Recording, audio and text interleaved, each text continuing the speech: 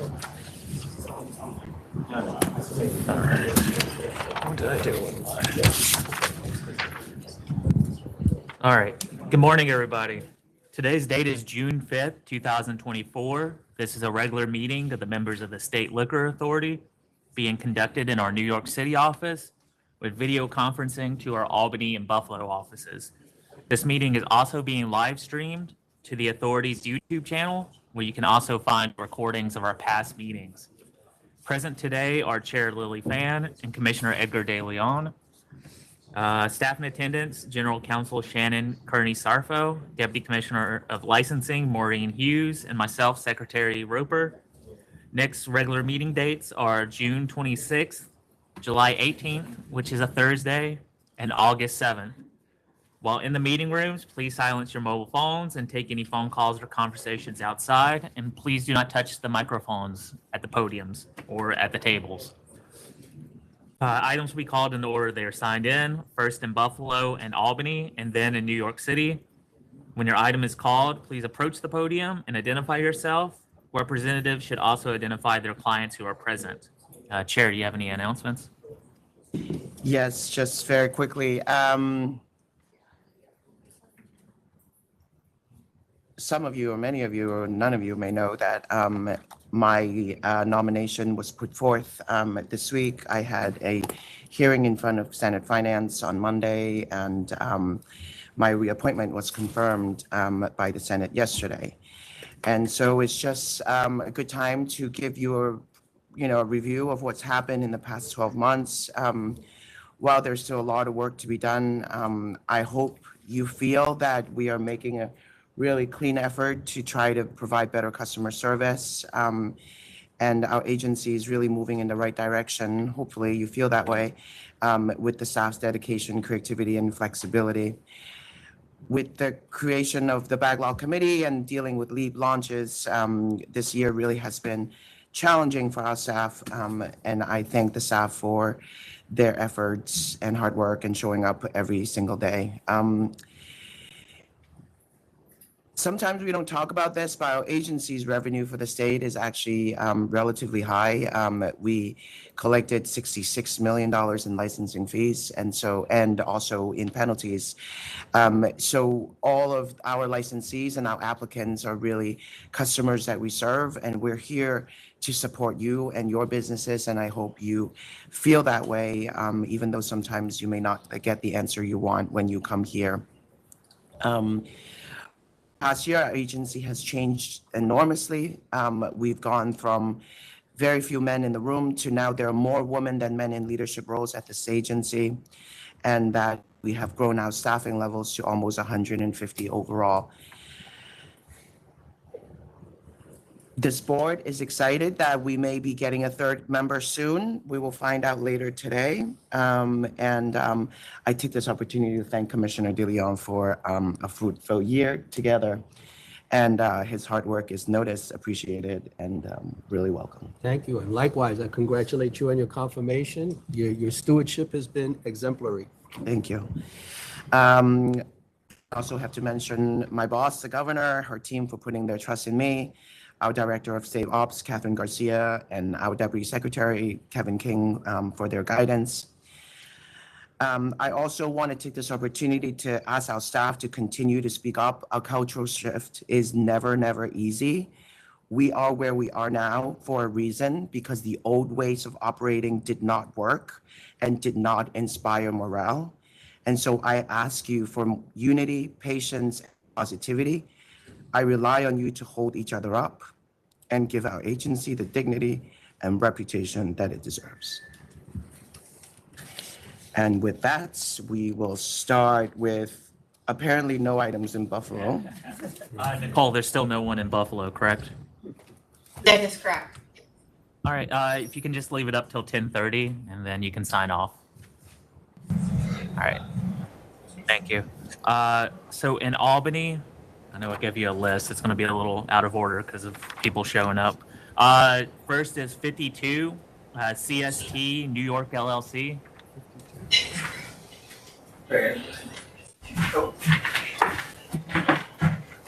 Good morning. Ryan Poplowski on behalf of CST New York. Where's licensee? I'm on behalf of licensee. Licensee is located in Michigan.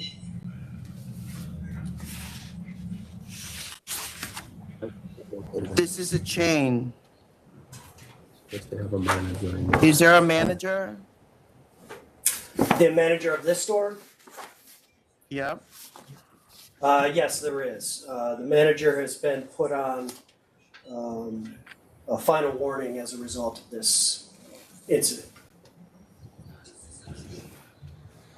Was that warning presented in writing? Because this is the third sale to minor, second 18-year and under. I mean, yeah, and so if there's going to be one more violation, it's going to get canceled. So usually in this scenario, we ask for the licensed premises to establish a process of using scanner. So do you know if the location have a scanner? Yes, they have moved to card all for all age-restricted products, including liquor and tobacco, lottery as well. So it's a full scan card all location now. Did they do this across the board or just at this location? I believe it is as far as I know, it's just at this location, but I can confirm if the board would please. Do you have any of these? Do you have the warning or the new process in writing anywhere? I believe we provided this to Mr. Amarato.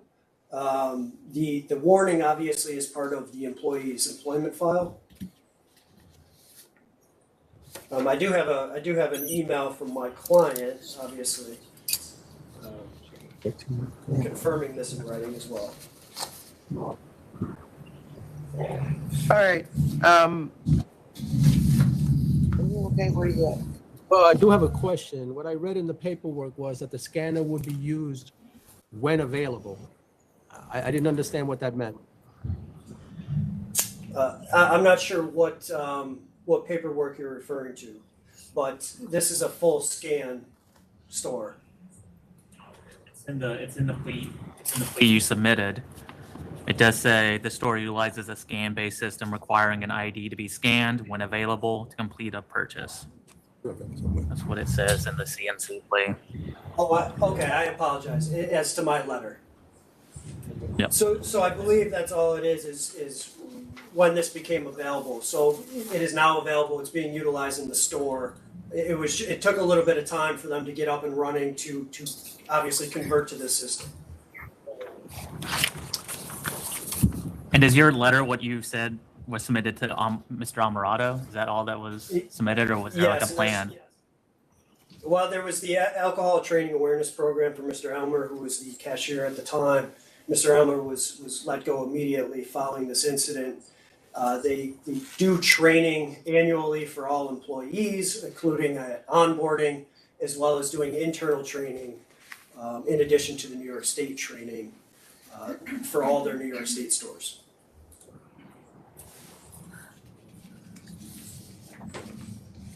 So I'm just going to ask again, is the warning to the manager in writing? I believe so, but I do not have access to his employment file. I just confirmed with counsel for Circle K, which is the parent company of this store, that he was given what's considered in their internal procedures as a quote-unquote final warning. The sales to minors here go back to 2019. How long has this manager been employed at that location? Let me see if I have that. So he was not there in 2019, but he was there as part of the 2022 incident as well. So he was given a warning, obviously, after that incident, and then was put on the final warning.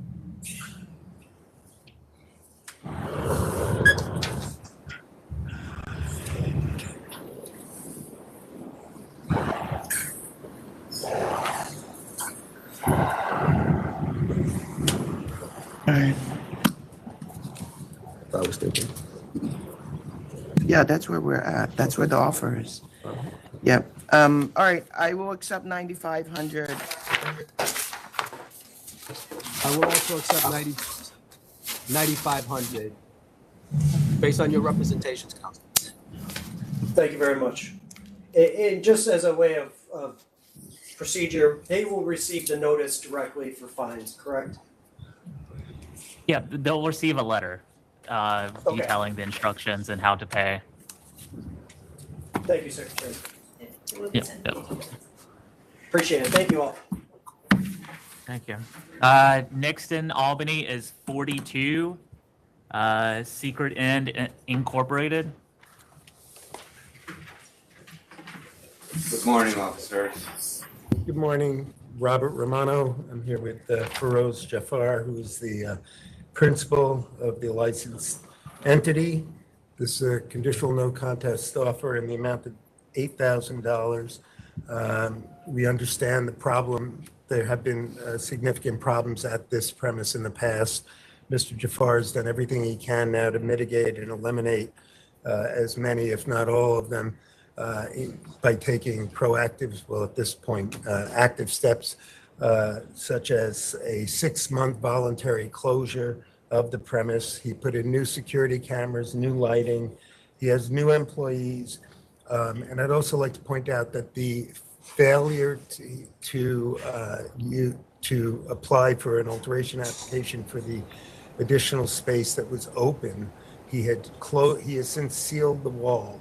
And we provided pictures to the authority previously of that wall being sealed. In addition, it should be noted that that room was for halal food with no alcohol anyway. I'm not sure if that makes much of a difference, but it is now no longer an issue. The separation of the two areas has been completed. So we come to you with this offer. He has another business, right? Yes. It's a halal restaurant next door, and it's a bar and restaurant right next. It's just a wall separated. Right. So it's just for the employee access with grocery. That's why I put that door in between the two business and not realizing that it was a problem that I had to, file paperwork for it. But it was the only access for employees to go back and forth for the two businesses, because most of my employees are females, and when they have to take grocery, it's like through a parking lot, which is a long way. So I try to help them out by opening that door. But the halal restaurant does not sell no alcohol. It was not intended at any time to sell alcohol there, and I never did. And as soon as I had to, I closed the entrance there. It's no longer there. I sent pictures to the state legal authority to show that I have covered that area. What was the problem in the past? Because the reports of several intoxicated persons, a person alleged being assaulted inside the premises, 49 calls for services at the location. I appreciate Well, the sir. remedial efforts that you've taken, but what do you believe the problem was in the past? Well, the problem is that a lot of times these customers, they would sometimes comes in from other businesses. They have been at other bars. They would come in like half drunk. I talked to the bartenders not to sell them more alcohol. So now I am present there to see that whoever comes in that is already half drunk, they're not to be sell alcohol, because that's where the argument started. Most of these customers, they have like old beefs from outside that they've been living together, like neighbors, workplace, and when they end up there drinking, they started arguments. So now I have extra securities among the customers while they're drinking. So any argument, we ask them to leave, and they're banned for 6 months, not to come back until they promise to change their behavior.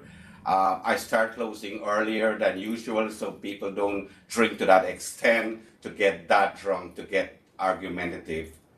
And ever since I've noticed it has worked out. We haven't had any problem. He closes at 1 a.m. now. Yeah. that's fine. So Yes, are yes. you open only on Friday, Saturday, and Sunday? Yes. Only those 3 days. I'm opening the SECRETEND, but the halal restaurant is open for 6 days. Okay, and then the kitchen is only until midnight? Yes. Well, but So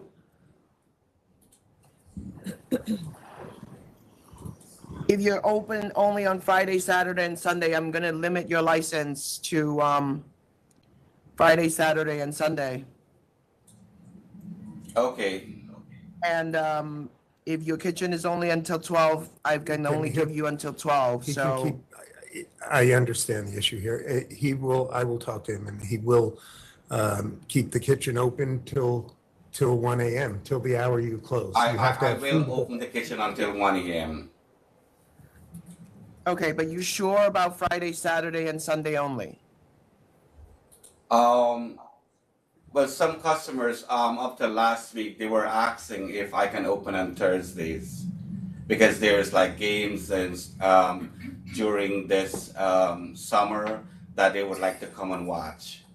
So they were asking up to Alright. last week if I can open on Thursday, Friday, Saturday, and Sunday.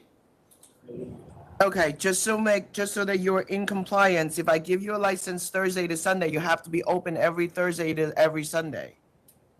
Yes, I will. Okay. Are you, Yes. I will. Okay. He's the boss. all right, I'm going to accept 8,000 and change the license to Thursday till Sunday, 1 a.m. And would I just ask that the board, if he intends 6 months or a year from now to extend his days? It doesn't sound like he wants to be I open, know, I'm just. but it's fine. Okay, If nothing happens again, Right. it's fine. He can go back to longer hours and more days as well. thank you. But you have to Oh, apply, thank you. obviously. Thank you. I will also accept 8,000 with the conditions specified on the record. That is technically a counteroffer. Kind of accept that now. We will accept it. Okay, thank you. Thank you. Thank you. Next in Albany is 21 Shorty Restaurant and Bar LLC. 21. Good morning. Good morning. My name is Keisha Thompson for Shorty Restaurant and Bar. Okay. Do you know the family that used to be the licensee here, the Whitfields? No, Okay. You've had this lease for a while now. Why is that?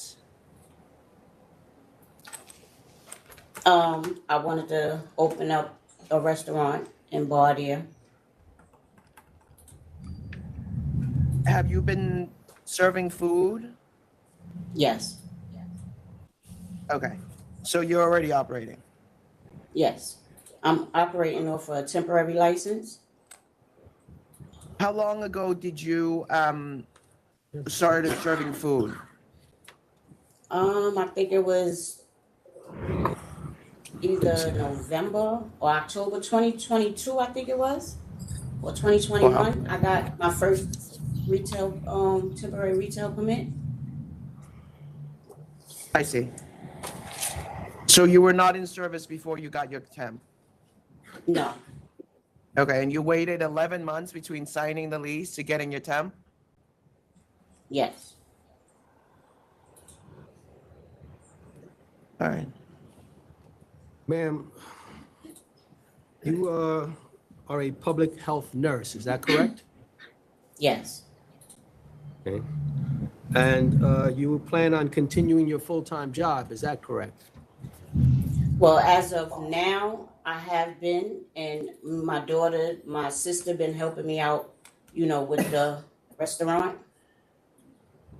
So But you've I'm been gonna working commit full- to that. Yes, So you've been working full-time as a public health nurse, and your sister has been running the restaurant, is that correct? My sister and my daughter, but I still go there and I help throughout the day. Okay, and you have no prior experience in running a restaurant, is that right? No. I mean, I'm new to it. I've been doing it for almost 2 years now.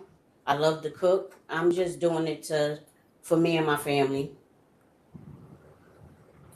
I see the rent is $2,100 a month, and the investment was only $3,000. Do you have any employees? No, not at the moment. I'm just, just family helping out. Okay, because the application said 3 employees and no music. Yeah, I'm gonna hire employees. I was just waiting to see what was gonna go on with, with the permit. I didn't want to just, hire nobody and then I don't get the liquor part. Then just me and my family can just do the restaurant part. How long have you had the temporary license, ma'am? I think I got it back in either 2021 or 2022. Okay. This particular location has a bit of a history, with arrests and shootings and people, either patrons or associates, having felony convictions. Have you had any problems? I haven't had any problems at all. What are your hours? My hours, I normally open up sometimes around 12 or around 4 in the afternoon. I do want to do breakfast during the daytime, but that's like later on down the line. Okay, I don't care when you open. What time do you close? I haven't really have too much business. Well, the business that I did have, my hours is to 2 o'clock. Okay. So,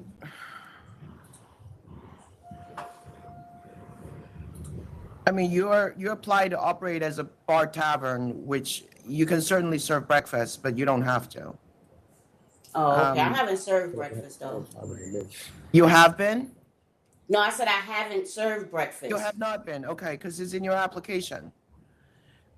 Yeah, because I wanted to Try do to at breakfast. least hold you to what you say in your application, but since you applied as a tavern, I'm not going to hold you to that today. Thank you. So, it's 2 a.m. close, okay? 2 a.m. Yeah. Okay. What hours are you open now, ma'am? She said 4 to 2. I'll be opening up around 4 in the afternoon To what time? to 2 a.m.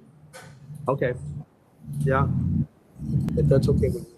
Okay, so do you at least play some recorded music? Because you didn't apply for any music, so if I Not approve, at. Go ahead. I'm sorry. no, if I approve it as the way you've applied, you can't play any music, which probably doesn't make that much sense. Do you at least want recorded background music? Well, yes. Okay. Do you have TVs and stuff? Is it a sports bar or? I have TVs, and people could come in and watch, the games and stuff. Okay, all right. So I'm going to vote to approve 2 a.m. across the board with recorded background music only. Okay. Commissioner? Ma'am, I'm going to approve based on the fact that you've had a temporary license for a while now and apparently have been doing okay, despite the concerns that I kind of indicated on the record. So I also vote to approve, and I wish you the best. Thank you so much. I appreciate it. And just so you know, we're not going to, the board no longer requires you to have security. Like, we don't ask you for it.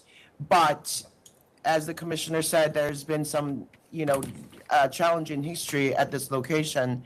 And so if your licensed premises is starting to feel under stress, or that the crowd is not exactly who you would hope for, and that, chaos can be predicted, I would ask you to really look into working with a licensed security company, especially on the weekends, to see if you can, just put in some order and preempt it, because there's a lot of bad history here. But I'm not Yeah. going to tell you how you run your business. Just see if you need it, and don't be surprised if things get a little bit stressful when you start opening until 2 a.m. Having said that, also, since you're not here represented by council, in the event that you do really well and business is booming, expanding in a year, you can come back and ask for 4 a.m. Okay then. Thank you Okay. so much. Yep. Yep, thank you. Thank you. Yep, and just stay in contact with your local police and build a good relationship with them. You can call them and say, I got my license. I just want to be in contact with you and be a good neighbor. Okay. It's then. helpful to have a good relationship with the local police. Yes. Thank All right, you. thank you. Thank you for giving me the opportunity to speak. No, of course. Thank you. Good luck. Thank you. All right, Yeah. Paula, we're still waiting for one more, correct, in Albany? Yes, that's correct. All right. I'll hang out So, here. thank you. All Hi, right, Paula. we're waiting for 7. All right, so moving to New York City, the first item is 33 TIERRAS Tropicals Restaurant LLC. This will be real fast. Robert Romano for the license. Sorry, what number? It's 33. The applicant for the method of operation change wishes to withdraw the application. Excuse me, withdraw the application. You want to withdraw this? Yes, Thank until you. things settle down with the town. Thank you. Thank you. Made life easy for me. All right, next are, so I think they're going to be called together, but they're going to be considered, it's 31 and 32. 31 is 695 Food Corp. And 32 is 457 Food Corp. Same issues, same principle. Okay. Robert Romano again with Fuad Elayan, excuse the pronunciation. Good morning, everybody. And we are here to answer any questions you may have. This all stemmed from a incorrect assumption of what needed to be reported and what was reported, and the guidance that my client was given at the time.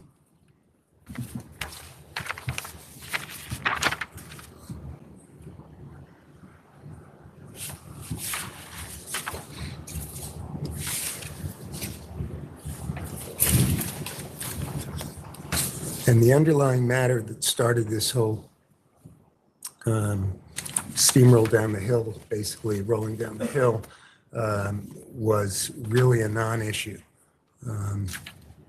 My client at the time felt that the matter was resolved when he was filling out the forms.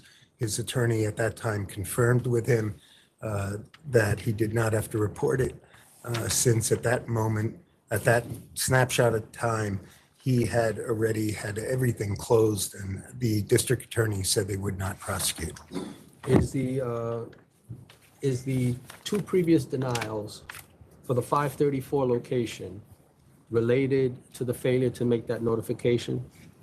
Yes, as well as I think at one he No, I'm mentioned. sorry. If I could just clarify. Right. If I could just clarify for the record, I'm sorry.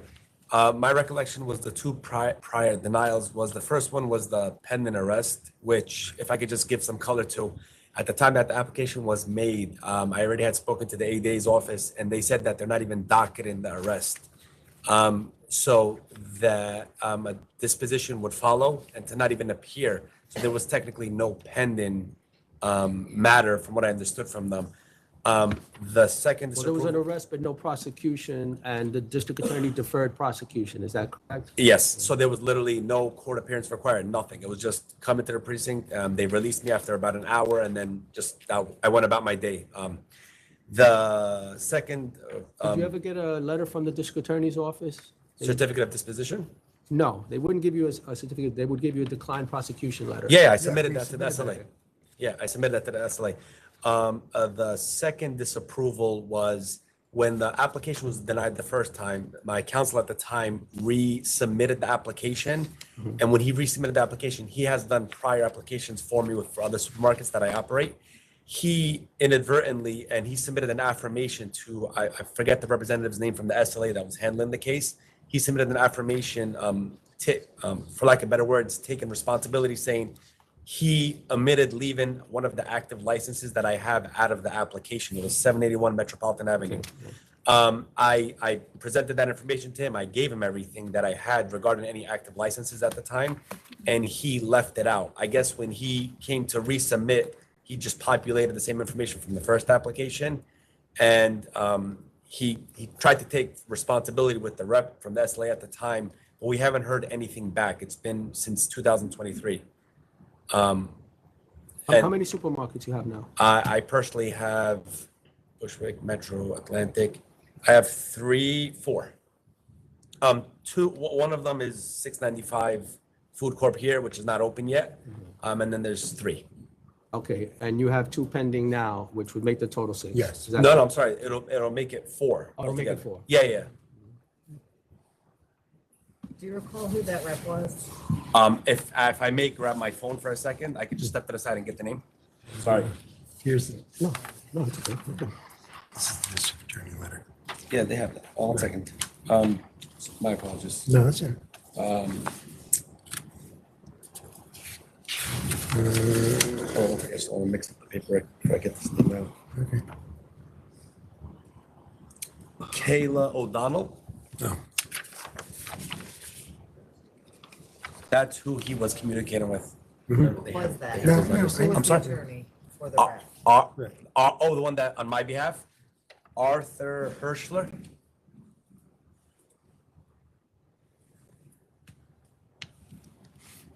You okay? Yep. Okay, I'm going to vote to approve you. 31 and 32 items. Thank you very much. Yep, I also vote to approve. Thank you. thank you. Thank you very much. Have a wonderful day, guys. Thank you. I'm sorry for the mix-up. No, it's okay. Yeah. Thank you. All right, All right, Next. so in individuals here in Albany now, so I'm calling number 7, El Punto Nightclub Inc. in Albany.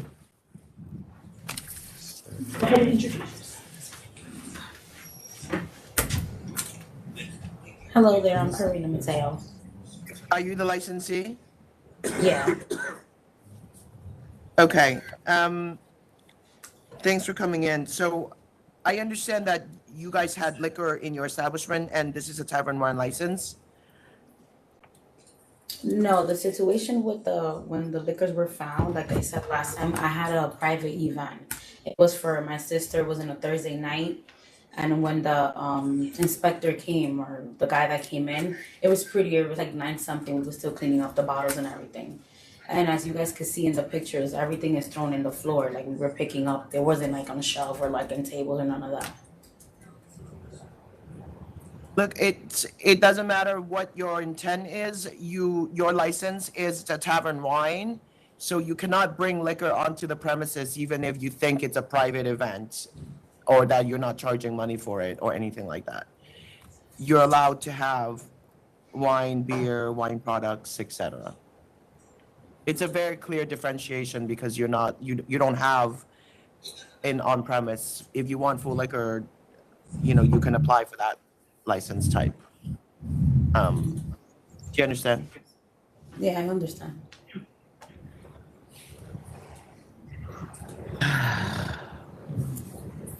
I was looking at that. I don't know. But they need the interpreter.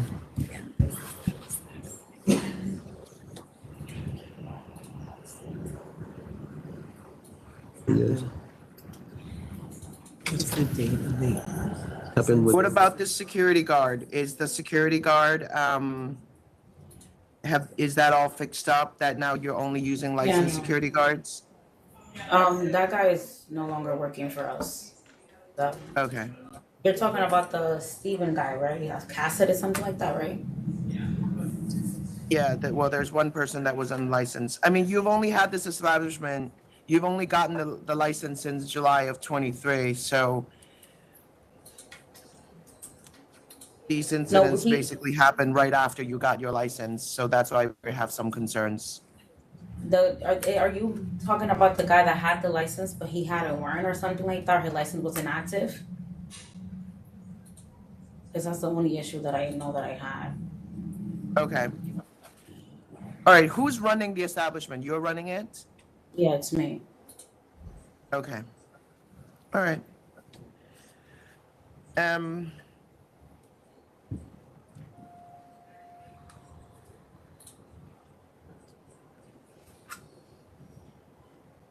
You offered 3,500, we counter at 7,500.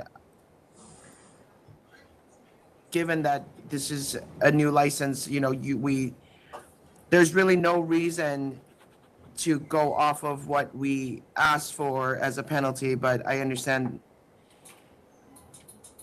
you also haven't built a track record to perhaps have savings. So I'm gonna lower this to 5,000 if the commissioner would agree with me. I will agree with 5,000. Would you accept 5,000? Yeah, I guess. You get another letter, so. Okay, well, you'll get a letter and you can accept 5,000 at that point. Okay, thank you. All right. And that is all in Albany. All right, thank you. You can sign off, Paula. Thanks, Paula. Thank you. We have a couple of items that need a Spanish interpreter who here, but I think we're still missing an attorney. All right. But these are gonna take a while. All right. I'm gonna call one that needs a Spanish interpreter who's here. 50 BERMEO Food Corp. And if the Spanish interpreter can come up as well. Okay. Back to council.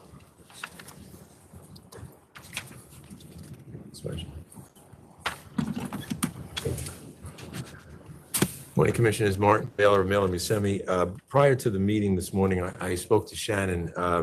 This matter is on for a default, and as I explained to her, I represent this individual and did receive the notice of pleading, did plead not guilty, and I've been waiting for a bill of particulars and/or a hearing date, and I haven't That's fine, gotten go one. back to council's office. Thank you. All right, thank you. No, That's it. sorry, misinterpreter. Could you put your name on the record? Just yeah, we kind of went through that. Aurelia Garcia. Okay, thank you. Thank you for coming. And we have one more, but they're waiting for their attorney. We have you till 11:30. Is that right? Okay. If you could wait. Yes. Thank you so much. All right. Next is, so the next two are kind of interesting. We have 35 and 36. But I'm going to call 35 first. MRND Liquors Inc. So 35 and 36 are interesting because they're basically close to each other. They're new Yes. package store applications. Yeah, but I don't want to hear them together necessarily. The 35 signed in first and they filed their application first. Okay. 35 first, okay. 35, 36, okay. All right, are we ready? Is there any opposition here? Or You're in opposition, right? No, I'm not. You're This not. one is my He's application. the applicant for 35. 35, MRND, Okay. that's right. There's no opposition here. Okay. then Is I'll- 36 here or no? 36 is here. That's BRONX Wine and Spirits Authority, Inc. I think Okay. that's Mr. Swetnick, correct? Yeah. Okay, So just go ahead. thank you. Before I get to the remarks that I have prepared just on this question of who to hear first, Chair Fan, you'll remember the like 3 or 4 applications in Scarsdale that happened a few months ago where, you took you heard the cases in the order that they filed with the authority. That's what makes sense. And I think that since we are the first to file, I think it makes sense for you to hear our case first. That's fine, you signed in first, so it worked out. That too, but we also filed first. Well, So by 20 days. yeah, well, sure. Well, look, first is first. I get it. My name is Max Bookman. With me is Eleanor Schotten. We are attorneys at Pizetsky and Bookman PC. To my left is Monica Noel. She is the applicant principal. I'd like to do 3 things with my time. I'd like to tell you about Mott Haven. I want to tell you about Monica and her store. And then I want to address the comments that we received in opposition, even though there's no one here in opposition today. So first, Mott Haven, we devoted a considerable amount of effort to this in our papers to bring to your attention how much development is going on in Mott Haven. The New York Times and Wall Street Journal, endless other outlets have covered it. And this is not just speculative development that might one day happen, although there's plenty of that in Mott Haven too. This is real development, and we have lots of evidence of that. I think the most stark illustration is Exhibit B in our papers, which are some before and after photos of Mott Haven, just that we took from Google Street View, before being like 2018 and 2017, after being the most recent Google Street View, which is 2023. I mean, there is a Mott Haven skyline that now exists when you look across the FDR Drive from the Harlem River, that didn't exist as recently as 2018, and that skyline is composed of new residential buildings. Page 2 of our papers, we reproduce the New York Times map. The New York Times always does great maps showing all of the development. This development is not an accident. It is the result of intentional city planning efforts. In 2017, the city of New York did a rezoning to encourage this exact type of development, and it is in fact happened and continuing to happen. We gave some statistics from the New York University Furman Center, which studied Mott Haven, and just recently, like a week or two ago, released a report. Roughly 3,000 residential certificates of occupancy were issued by the New York City Department of Buildings in 2023, 1,200 in 2022. As this agency knows, or at least used to know, the Department of Buildings in New York City doesn't issue a certificate of occupancy until a premises is ready to open, and in fact many times after they've opened. So that's real evidence of residential units being opened. They're a mix of market rate and income targeted units, affordable units, and the subject building, the building that Ms. Noel is in, is a perfect example of that. It's the Estrella building, and it's a brand new building with 544 residential units leased as of March 24. You've got that from a letter from the developer. That's Exhibit A, with all 700 of the units to be completely leased by the end of this month. So this is real development. And the population of Mott Haven has increased as well. We at our firm look at census data. We don't use some of these websites that offer projections that are not really clear where you're getting the data from. The only time the population is ever actually counted is every 10 years with the decennial census.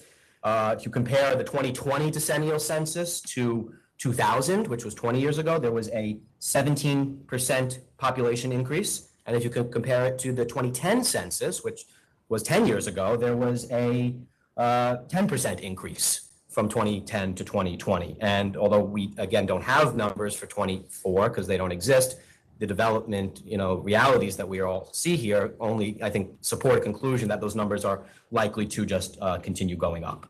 Of the 4 closest stores, only one of them has been approved by the authority in the last decade.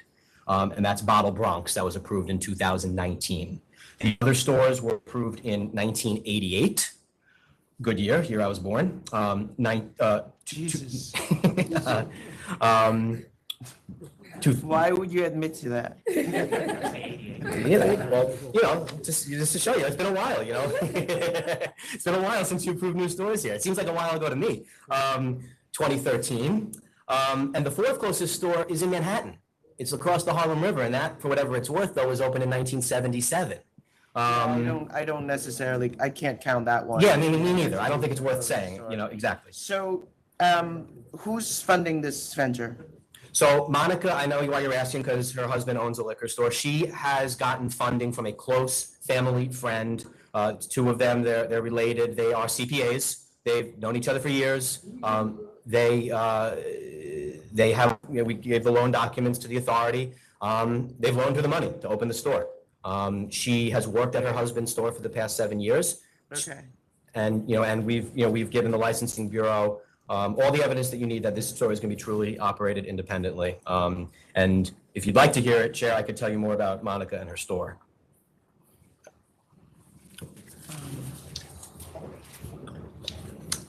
I'll take the silence as an invitation. It's going to be a full-service store. When I say full service, I mean not a wine-focused store like BRONX, which was the lead opposition paper and not a discount liquor store like some of the other stores in the vicinity. One of the three is a bulletproof store. She What is, is that? That's the BRONX Liquor and Wine Hub? Is that the big store? That's a bulletproof store? I believe that's right, Chair, but I don't want to give you wrong info, so let me just, there's my map. Give me 1 second. It's the last page of my papers. 2557 3rd Avenue, the 1988 store. That is, The 1988 store is bulletproof. yes.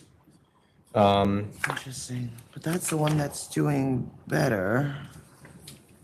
So, I mean, look, they're all doing well. I mean, No, they're not. They're all doing really poorly. I don't agree with that. I don't agree with that. I think if you take out 2020 and 21 and you look at 22 and 23, Fair enough. Let me do then that. they're all going up. And it makes sense that they're going up. What months I have for 20? Because 2023 is a non-COVID year. I divide and then I multiply by 14.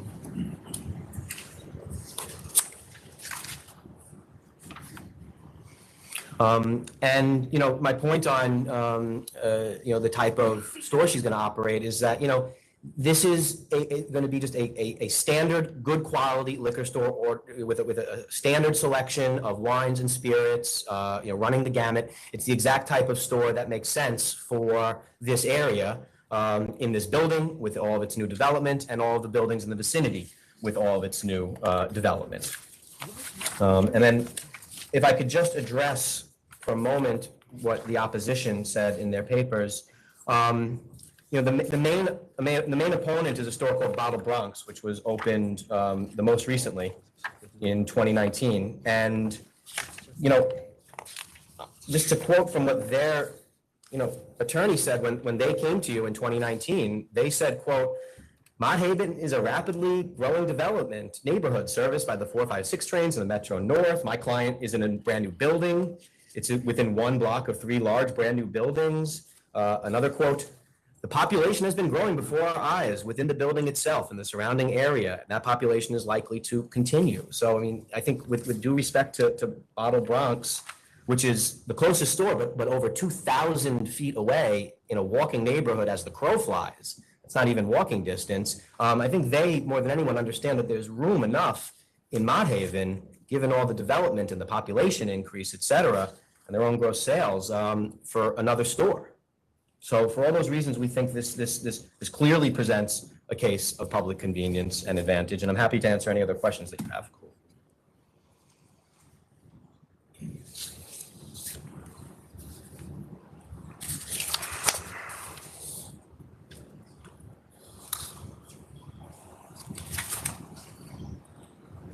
Yeah, I mean, your comment, Chair, about the stores not doing well worries me, but I mean, just looking at what your licensing board memo, 22, 209,000 for the closest store, 23, 218,000, so that's an increase.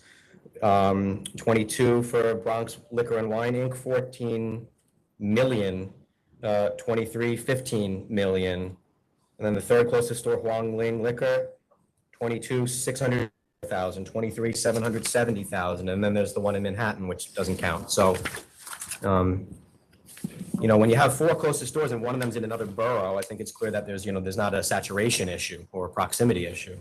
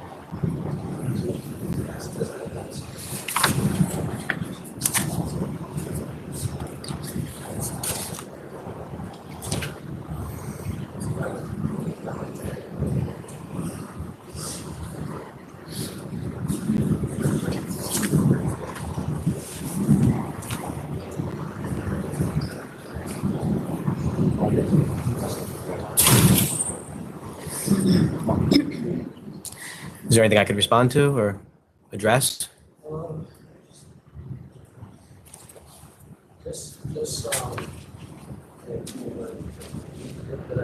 Take your advice and just for the record, everybody, if you have like I am the person who's my job, I won't take email me once how we can run things better. I'm always willing to do that.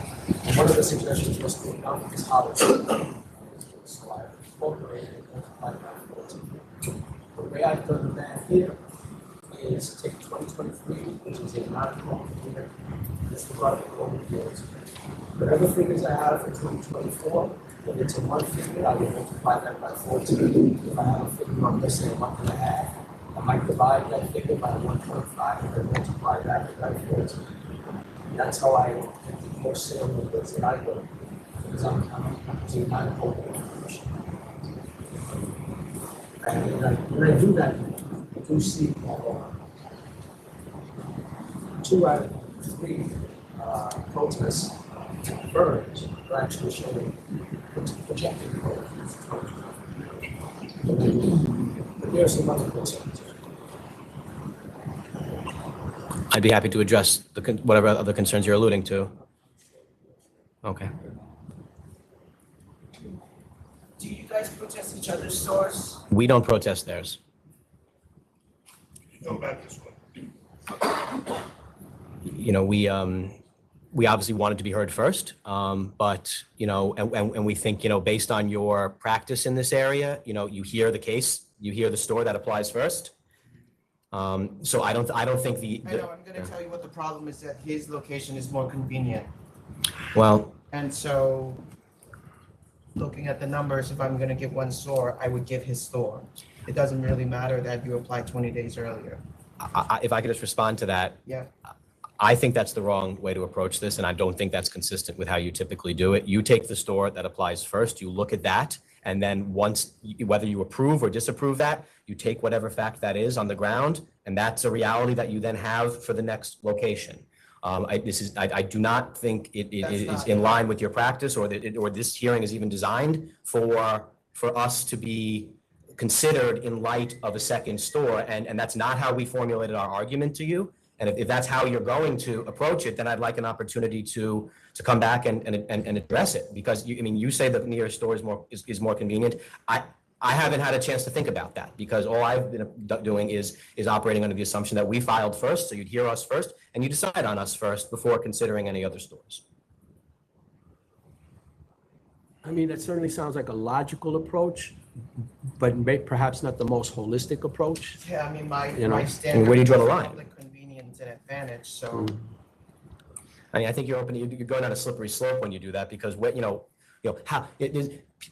if someone files for a liquor store and then 5 months later someone else files for another one, or 4 months or 3 months? I mean, you're going to have people coming to you saying, I filed 4 months after this other store. I want to be heard at the same full board meeting. That is a standard that is difficult to administer, and I think that's why you haven't done it. I don't agree with that we've actually done this before, so I don't know. You did it with my Scarsdale case where I got disapproved because you heard the other case that filed before me first, and then you came to my case. And we were disapproved because you just approved another one.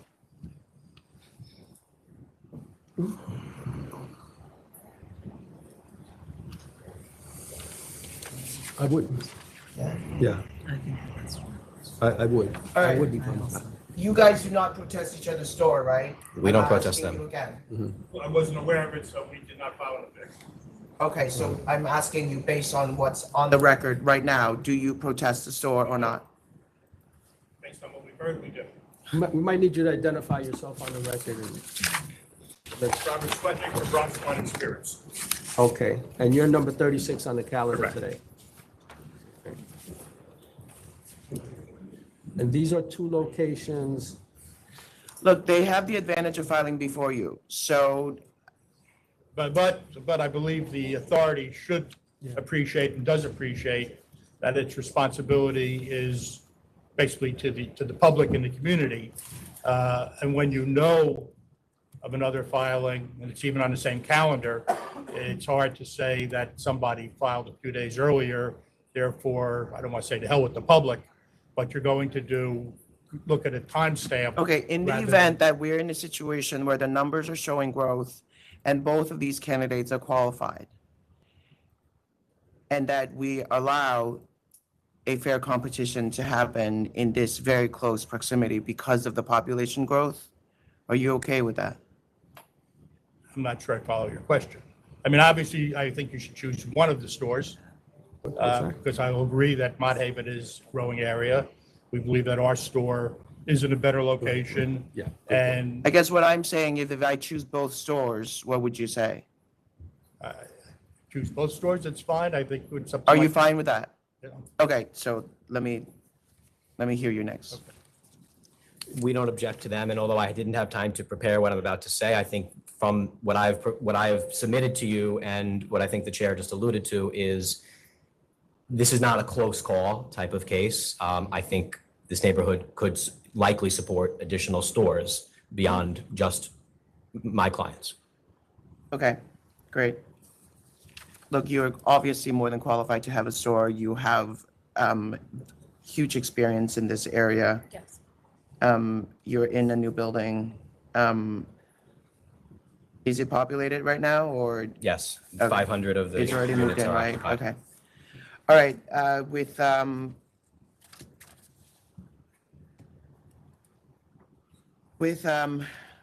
improving numbers and improving population growth in this area, I think that this area deserves some new energy, as Council pointed out, so I'm going to vote to approve.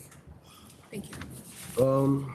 All right, let me just say that as I see on the map, it appears that these two stores are located in almost like a double L from each other, like one block up, one block over, perhaps another half a block up. I'm trying to spell that out so the record reflects it. Do I have that correct, Mr. Bookman? I think that's fair, and I was aware of this other store, and although I didn't put it in my papers, in looking at the map, I agree that they're not like a stone's throw away. They are separated in the way that you've described. Okay. Hold on one second.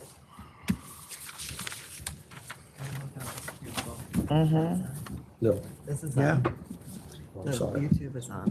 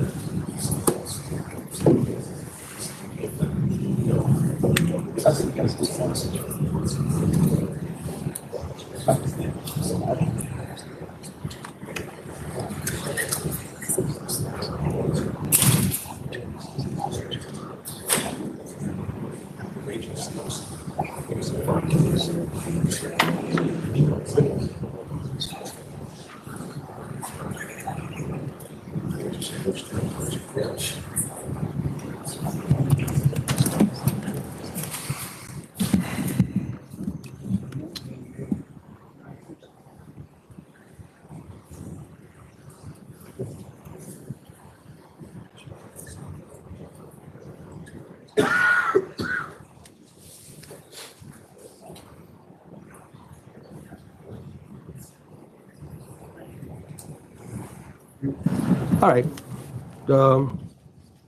First of all, I would agree with your presentation. I'm familiar with the Mott Haven neighborhood. It is a growth neighborhood. The population, I agree with you, has grown significantly. As I indicated, the way I do the math and the gross numbers also appear to show projected growth for 2024. So in assessing this application and assessing the application to follow on case number 36, I would say that those factors would support the application on both grounds. There is another issue that I will address with Mr. Swetnick concerning 36, but it doesn't relate to the whether or not there's public convenience or advantage or that the numbers justify the application. So we're going to make an individual assessment for both applications. I just want that to be clear on the record. And with all that said, I will concur with the chair and vote for approval. Thank you, members. Thank you so much. Appreciate it. Good luck. Thank you. Next is 36, Bronx Wine and Spirits Authority, Inc. Where's my- here it is. Good morning. How are you, sir?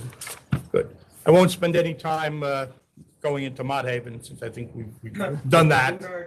I would note that my client's store is basically on a block which is going to have 1,000 new units very shortly. There's 308 in the building where the store is located, which will be opening at the same time, 412 right across the street, and another 252 on the same block, basically down the block. So just right there on her block, there's going to be 1,000 new units.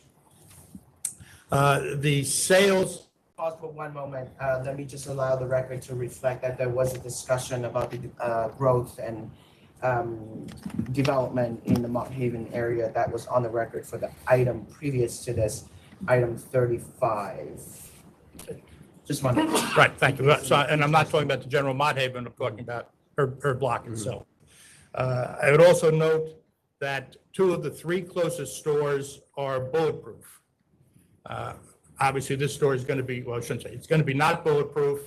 It's going to be offering tastings and organic wines, et cetera, trying to elevate the level. I believe there's a submission on that, which I won't go into at length, but I think it's important that 2 of the 3 closest stores here are bulletproof. And the only opposition to this is by one of those bulletproof stores, which is the second closest. The closest store has not even filed opposition to this application. I think that Mr. Bookman has gone at great length as to Mott Haven and the need for additional liquor stores there. And I think that this store is qualified. My client has been employed by the Board of Education for close to 30 years. She's basically planning on retiring and will be working at the store full-time, but in the meantime, she's going to be there from 3 to 9 every night. She's familiar with the industry. Money is all her money. Should be no issue with that, but I'll answer any questions you may have. You hit the nail on the head. I did have a concern about whether or not she was going to stay with the Department of Education, how many years she had in, is she vested in her retirement? Yeah, she's vested, and I'm not going to say she's going to leave immediately. I think she's going to see how the store does, and assuming that it's, can sustain her, she will retire. But she's prepared to work there full-time now and is planning on, one way or the other, retiring, and would like this to be her next focal point. Her children are adults and out of the house. She has no other responsibilities. The plan is to hire a manager. Yes, Right. the interim. Now, regarding a gentleman named Ramon, is he going to have any affiliation with the business? No.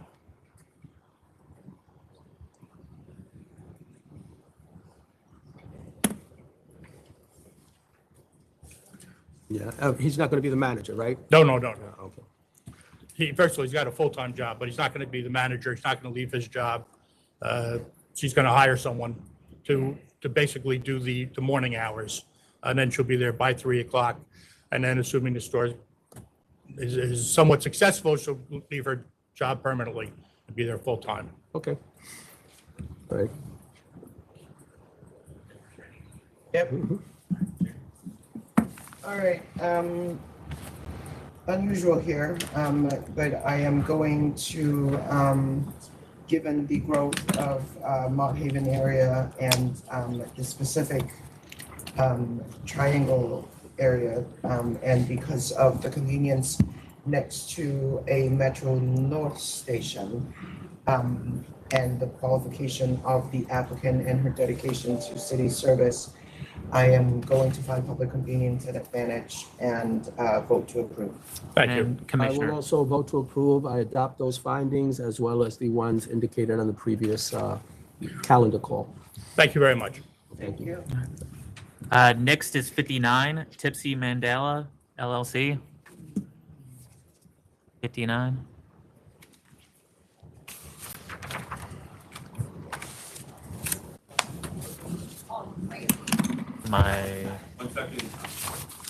Missing something? Oh, that's Max, Mr. Bookman. 15 minutes. All right, well, I'm moving on. He's back. He's back. He back? Sorry about that. This is a $2,000 conditional no contest offer. Oh, sorry, Max Bookman, Pazetsky and Bookman PC with Eleanor Schotten, Pazetsky and Bookman PC for the licensee. This is a $2,000 conditional no contest offer. I'm happy to offer additional elaboration if the members so desire.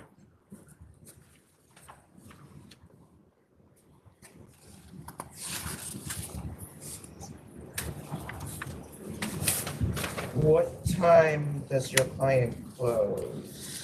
Well, his steps are for midnight. This is what, this is the basis of the violation. He was found to be closing later than that.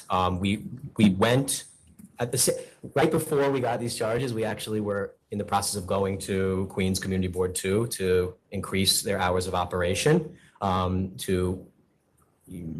since they, and then we got these charges. But since all of that, the Queens Community Board 2 has approved them for later hours of operation, closing at 2 a.m., 7 days a week. We have a method of operation change application submitted to the authority. It's in the queue with the licensing bureau.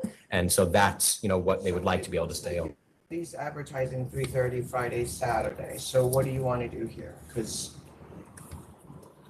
So he shouldn't be. If that's the case, then I think maybe we need to bring him in. you said it. Yeah, I mean, you were about to. 6:26. Thank you. Is that okay, Commissioner? Yeah, that's fine. For the licensee to show up, right? Yes, thank you. Thank you, members. Next is 25, Clement's Wine and Spirits LLC.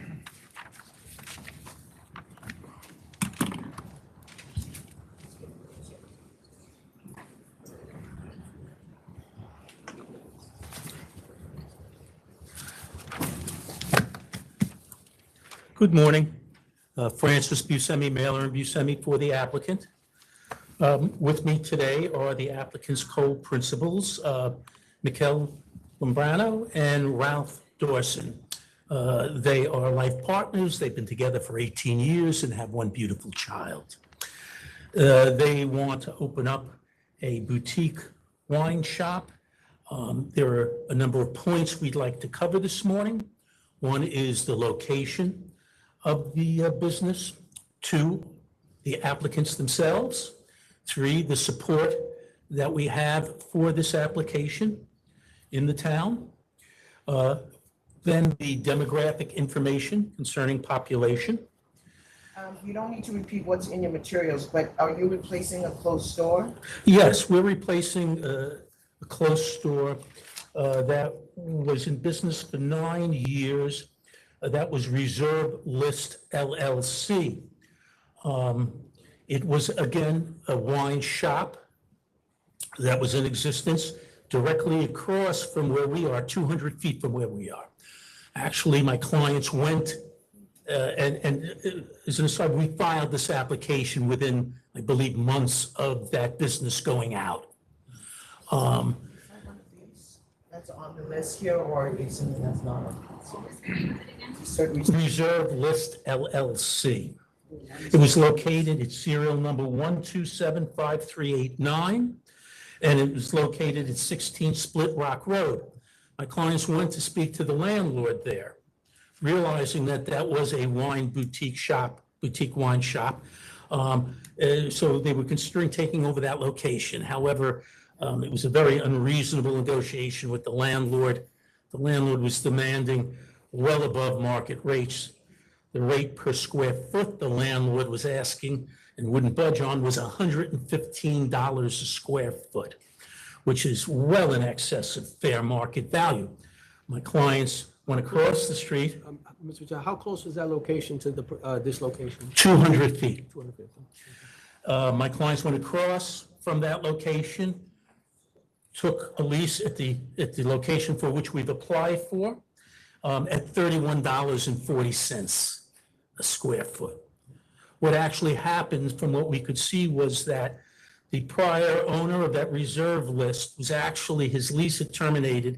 He was on a month-to-month with the landlord and just couldn't reach any agreement with the landlord. I know if you want me to continue in my discussion, my arguments. They're over here and they were over here. Yeah. And that close. So basically he's replacing us. Looks like what Are you okay with it? I'm fine with it. Yeah. No, I mean, I look at the gross figures, the gross sales. There is one that is significantly down, others that are, and one that is up, moderately up. Right. But I'll also note that, in your supplemental application, you do note the support that you have of the town supervisor and the Nassau legislator and the growth in population. My clients met with them and discussed in detail, as I think we've outlined in our submission, Commissioner, the type of operation. Again, we're not even going to be competing with these other stores. Yeah. This is so far removed from what exists now. Taking that support and taking also the fact that you are really just replacing a store that Yes. you're not far away, I would vote to approve. All right, I'm going to find public convenience advantage for replacing another store and for very qualified applicants. I'm going to vote to approve as well. Thank you. Have a good day. Thank you very much. Bye-bye. Take care. Good luck. Really quick restroom break. Yeah. All right, we're going to go off the record for a brief recess. We'll be back on shortly.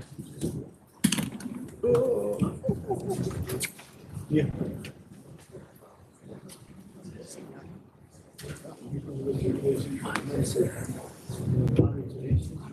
No, I'm going to go out together first.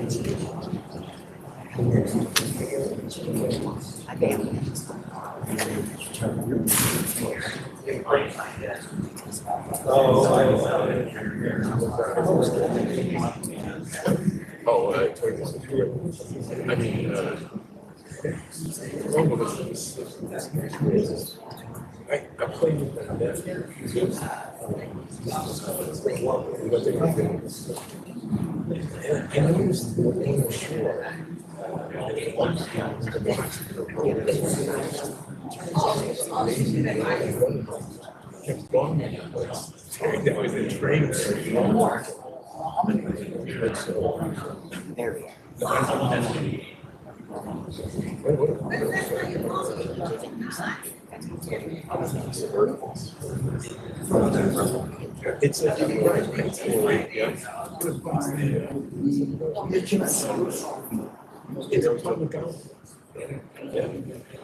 it's like flat. Yeah. But it's nice. I think the both.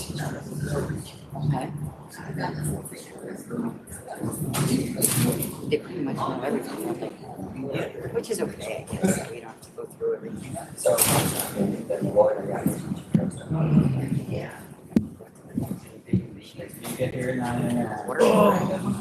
You'll drink this?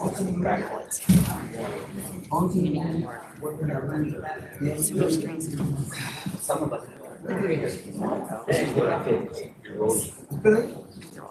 It's a blow.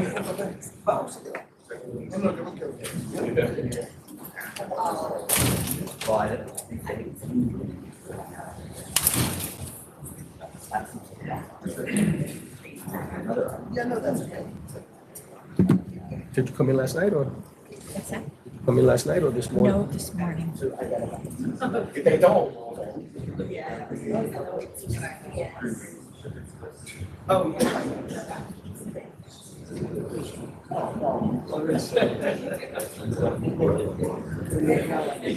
This hole goes down. it's in the public record somewhere. Go on, Jason. No, here.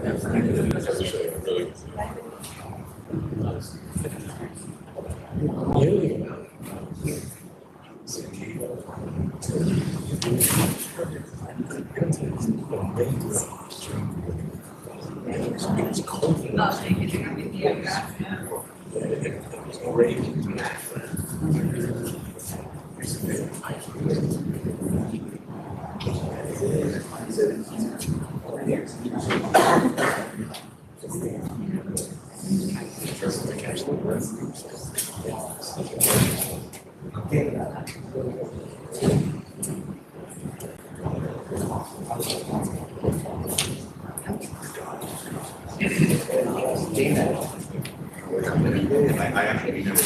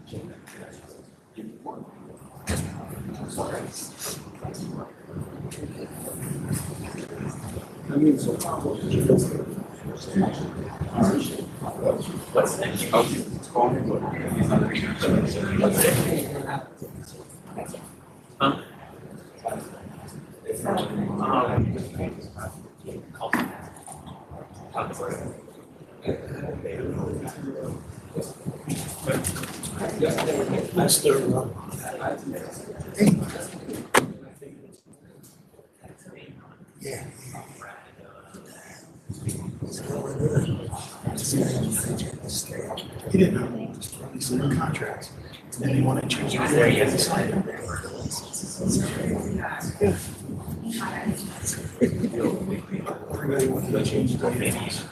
States committed.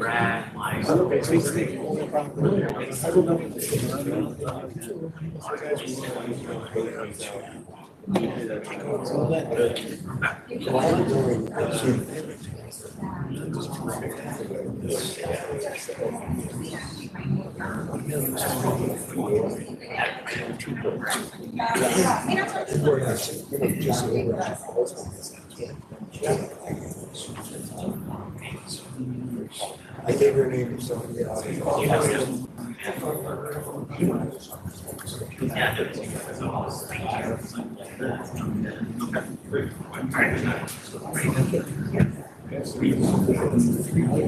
All right, we're back on the record after a brief recess.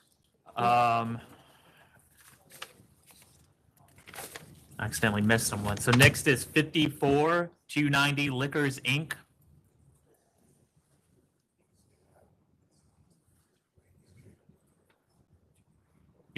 You're in opposition, right? Because you've appeared Yes, before. I don't even, is the applicant here? Yes. Yeah, okay. This time? It's 54. Yeah. Good morning, board. My name is Brian Condon. I'm the attorney for the applicant, 290 Liquors, Inc. And present to my right is Lenny Neiman, who is the principal of 290 Liquor, Inc. With regards to this location, its location is located in Spring Valley, New York, in Rockland County. 1 second, we do have opposition. Did you speak last time, Ms. Romano? No. No. Do you want You want to to? hear opposition first? Yeah. Okay. Yeah, thank you. I'm happy to go to second. Robert Romano, with Vika Shah, who is the principal of the closest store, Neil Inc. Mr. Kunti, Shali Kunti, 138 North Main Street. The second closest store was unable to make it this time. He was here at the last meeting. Sorry, you are the second closest store? No, Mr. Shah is the closest store. Okay, Neil Inc. and that is 138 North Main, or that is not? No. Last meeting, the owner of 138 came in as well. We represent him. But unfortunately, he couldn't make it here today physically, but he is still opposing. I am And representing. that is the closest? No. I am the closest. He's the closest, the other guy is the second closest, but he didn't come today. Correct. Okay, sorry. Correct. This is, as in the words of this board at one point, yet another Spring Valley application. If given the benefit of the doubt, this store that's being applied for today is 812 feet from the closest store, and that is walking distance. That is New York City, Manhattan numbers, 812 feet, certainly not Spring Valley, given the density of Spring Valley compared to New York City. Parking lot to parking lot, this would be 75 paces away.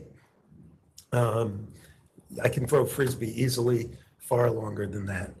Sales of the four closest stores are all decreasing using your formula, Commissioner. I went through and it looks like all four stores are decreasing in sales. There were two other applications previously made at locations extremely close to here in 2019 and as recently as April of last year. Both were denied. There are currently within 1.8 miles, there are 8 stores existing. The second closest store was just purchased in January, several months ago. And they have not even had time to acclimate to the neighborhood, much less absorb another store opening up in such close proximity. Mr. Shah, did you want to address the fact of the other address you mentioned to me? Yes, my name is Vikas Shah, and my original address was 285 North Main Street.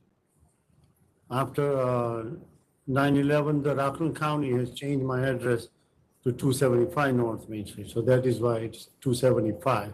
The current address, the applicant address is 290, which is right across from me, not straight, but just like that. It's only 4 buildings right next to the across over there. From parking, diagonally across. Okay. And it's only 232 steps from parking lot to parking lot, which is going to hurt us.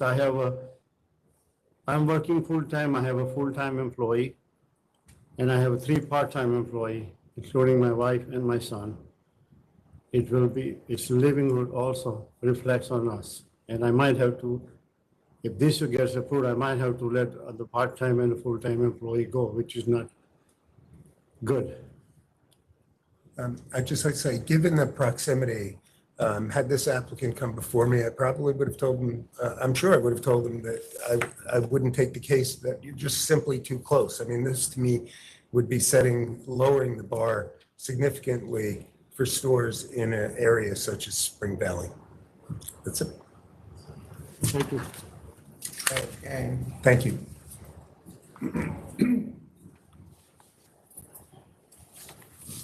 Good morning again. Brian Condon for the applicant, 290 Liquor Stores.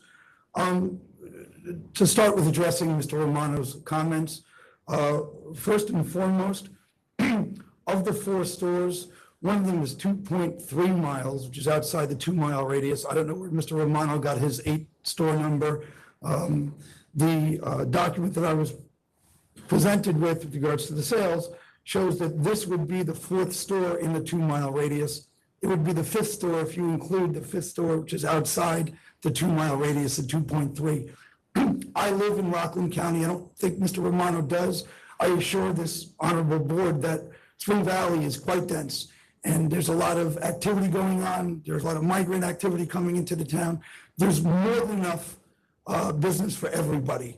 The numbers that Mr. Romano said are declining, and I mentioned it in my submission, there are figures that are missing from November and December. And as this board knows, November and December have the 4 largest dates of liquor sales in the calendar year. So to the extent that they're close to the numbers, while it looks like they're declining, if you were to take a full year for Thanksgiving Eve, Christmas Day, and New Year's Eve, it would, I would say, more than sufficiently exceed what it is that the previous year's numbers. With regards to the proximity, this gentleman is, I say 933 feet, the gentleman that spoke. The one that submitted all the documentation in opposition, the one who couldn't make it, is over close to a mile away. He's 0.8 of a mile, 3,000 feet away from the store. The gentleman that spoke today didn't submit any opposition in writing. He did so through his attorney. But to the extent that Mr. Romano said there was another store that was just recently approved, that store took the place of another existing store. So there's no monopoly, there's no eating each other. The store that was approved recently took over one of the other locations at 138 North Main. The issue about the Frisbee, the closest store is in a shopping mall, which is really where I would imagine most of their traffic comes from.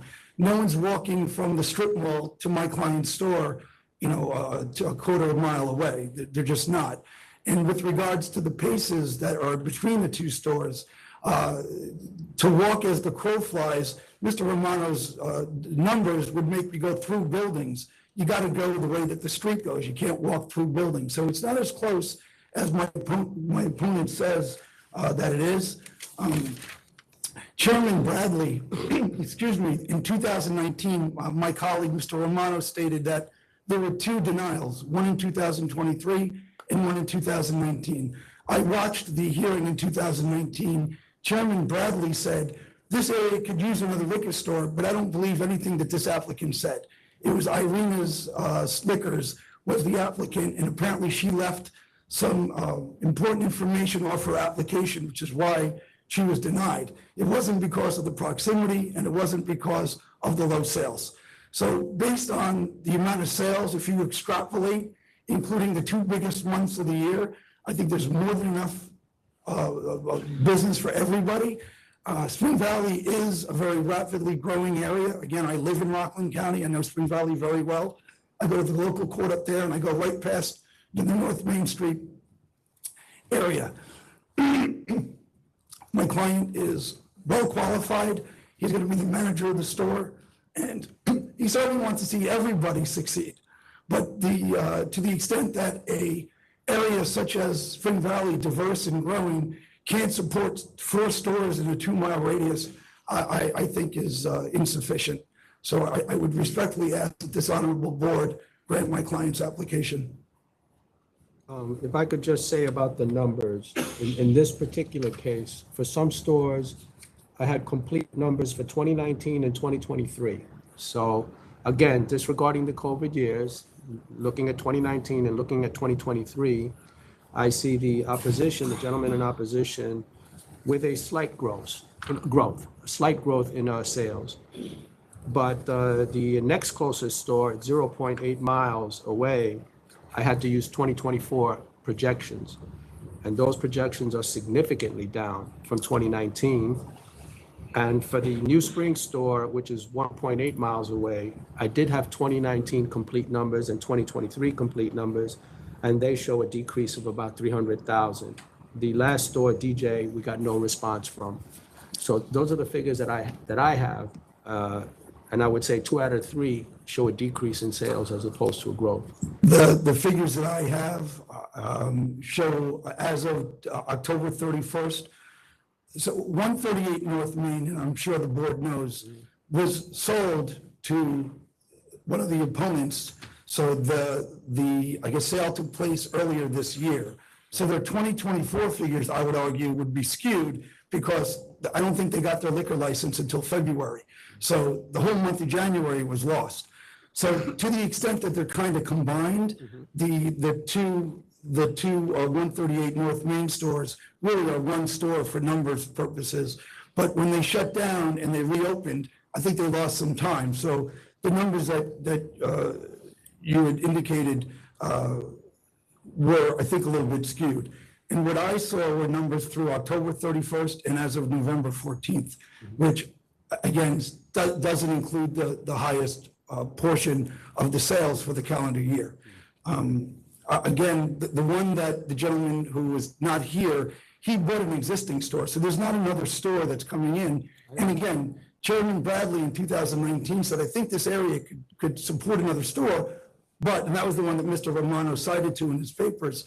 But Again, the applicant was less than truthful, and that's the reason why it was denied.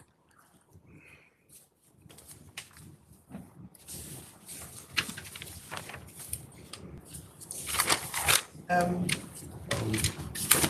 mean, you're probably a qualified applicant. I just think this is just way too close. We don't generally put a store across the street from each other.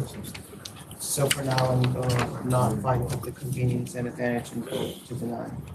If I may be heard, Madam Chair? Go ahead. Yeah, I'm going to have to concur with the chair. I also vote to deny. And because of the distance?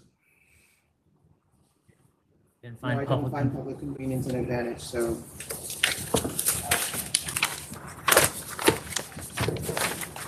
Thank you. Yep. Have a good day. Thank you. These are 54. Thank you. I really appreciate it. Oh, you're welcome. You're welcome, sir. Have a good day. Next is 51 MC and ED BECK Inc.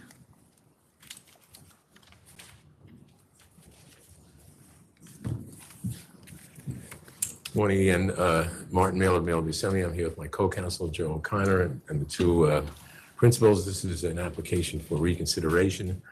I'd like to start off again by stating how sorry and the remorse that we'd like to express for what happened on March 15th, Is there 2000. an ongoing hearing in this item? Yes, there is. Why am I hearing this if there's an ongoing hearing? Well, if I may, are you addressing counsel or me? I'm asking all of you. All right, well, with me, we attempted to get this before you before the hearing started. We then commenced an Article 78 proceeding. When we commenced the Article 78 proceeding, we told the judge that we would be coming and trying to I settle. realize when you do that, you take up a lot of our resources. I have multiple lawyers that are fighting you on multiple fronts, when really it should just be one path forward. With all due respect, Chair, we tried to get it on the last meeting. I was told by counsel that no, we couldn't put it on for the last meeting. So we attempted to do it prior to the hearing. But the procedures of this board apparently dictated that it could not go And on. then you see what happens here, and then you do the hearing. You don't start the hearing and then, you understand? I understand fully. If we're up to us, we wouldn't have started the hearing. The judge at the Article 78 proceeding wanted to see something happen. So the proceeding started. It wasn't us. We've attempted to settle this thing since day one. That's what we've attempted to do. And I'd just like to say, with respect to the Article 78, that we presented the fact that we would not go back to what had happened on March 15th, that we would close earlier, that would only be a restaurant, that we wouldn't have DJs, that we would have the scanner, that we would have licensed security. We've lived up to everything. As upon information belief, the New York State Liquor Authority did come into the premises subsequent to the new opening, and I don't believe they found any violations. So we're asking, we've asked that we suggested that the penalty be increased. From my perspective, we've attempted to settle this thing without going to a hearing. A judge wanted to hear it, or at least wanted to see something happen. And at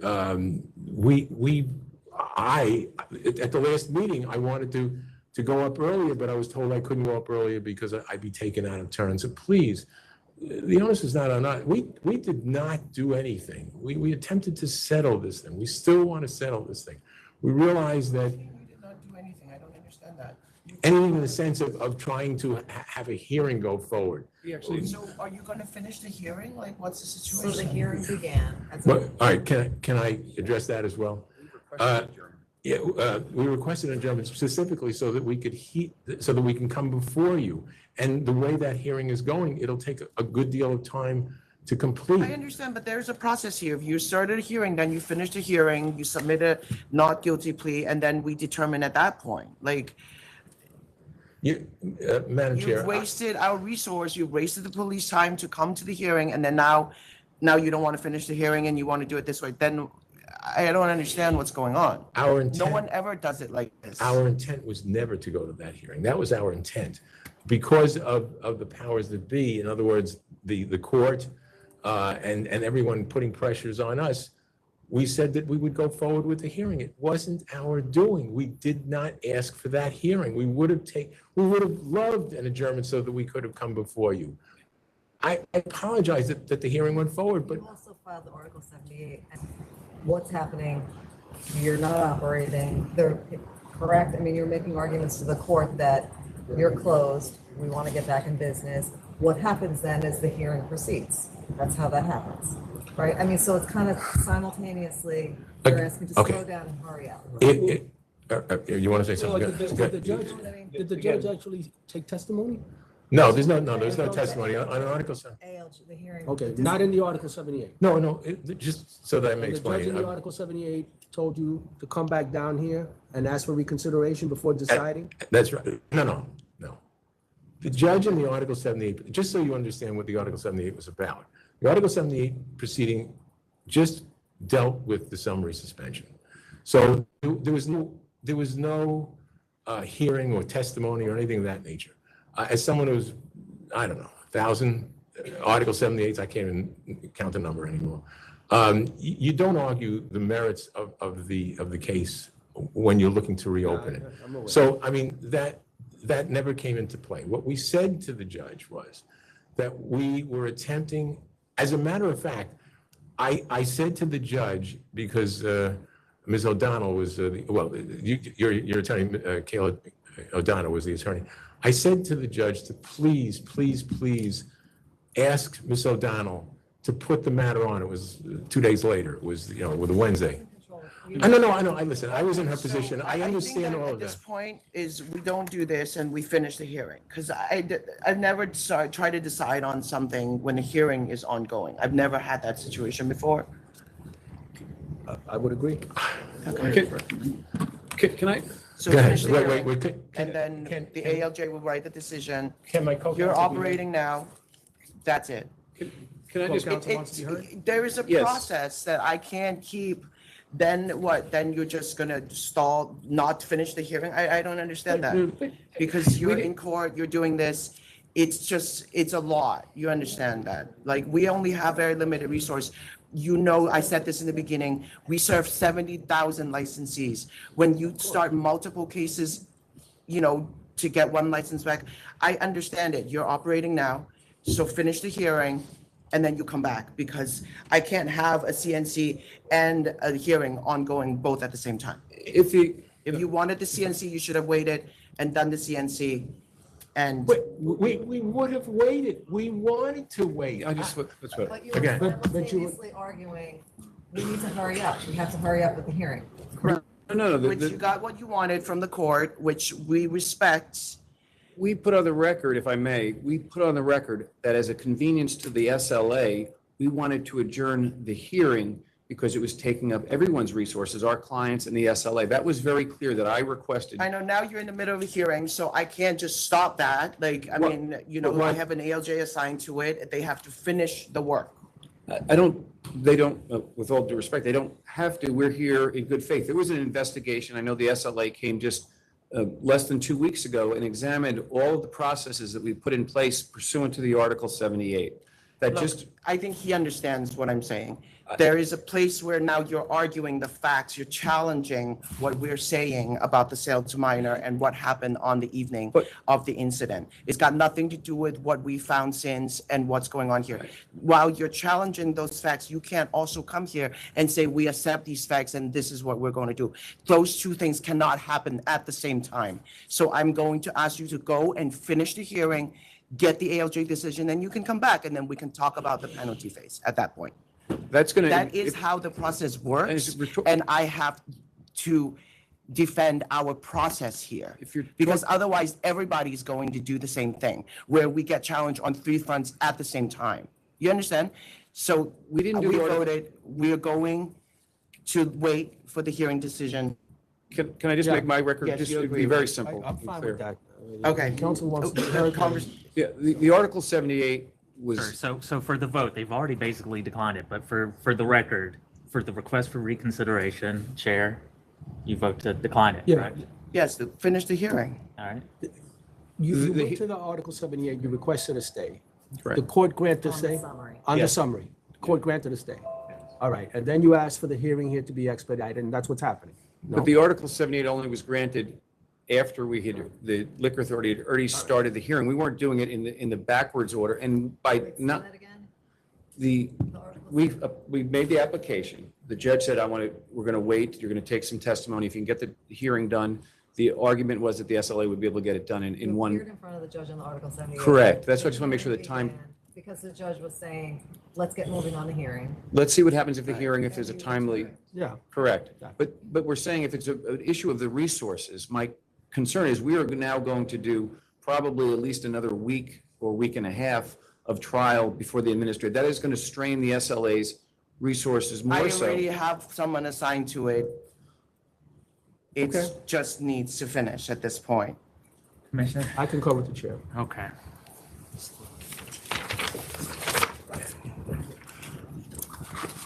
Thank you. The request has been denied. Thank you. Next is 53, Northport Wine and Spirit, Inc.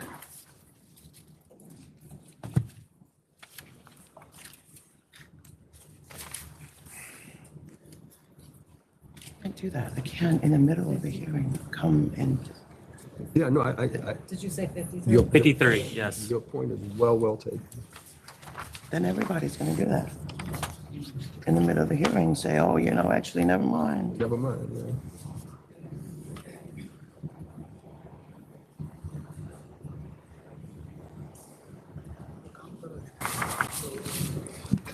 This is what, 53? Okay. Martin Mailer, Mail Buscemi. I'm the attorney for the applicant, Jayla Patel. My client is next to me, but I understand there's opposition. This was put over for a week to give opposition the opportunity to submit certain documents. So I guess I'll wait until they go. Okay.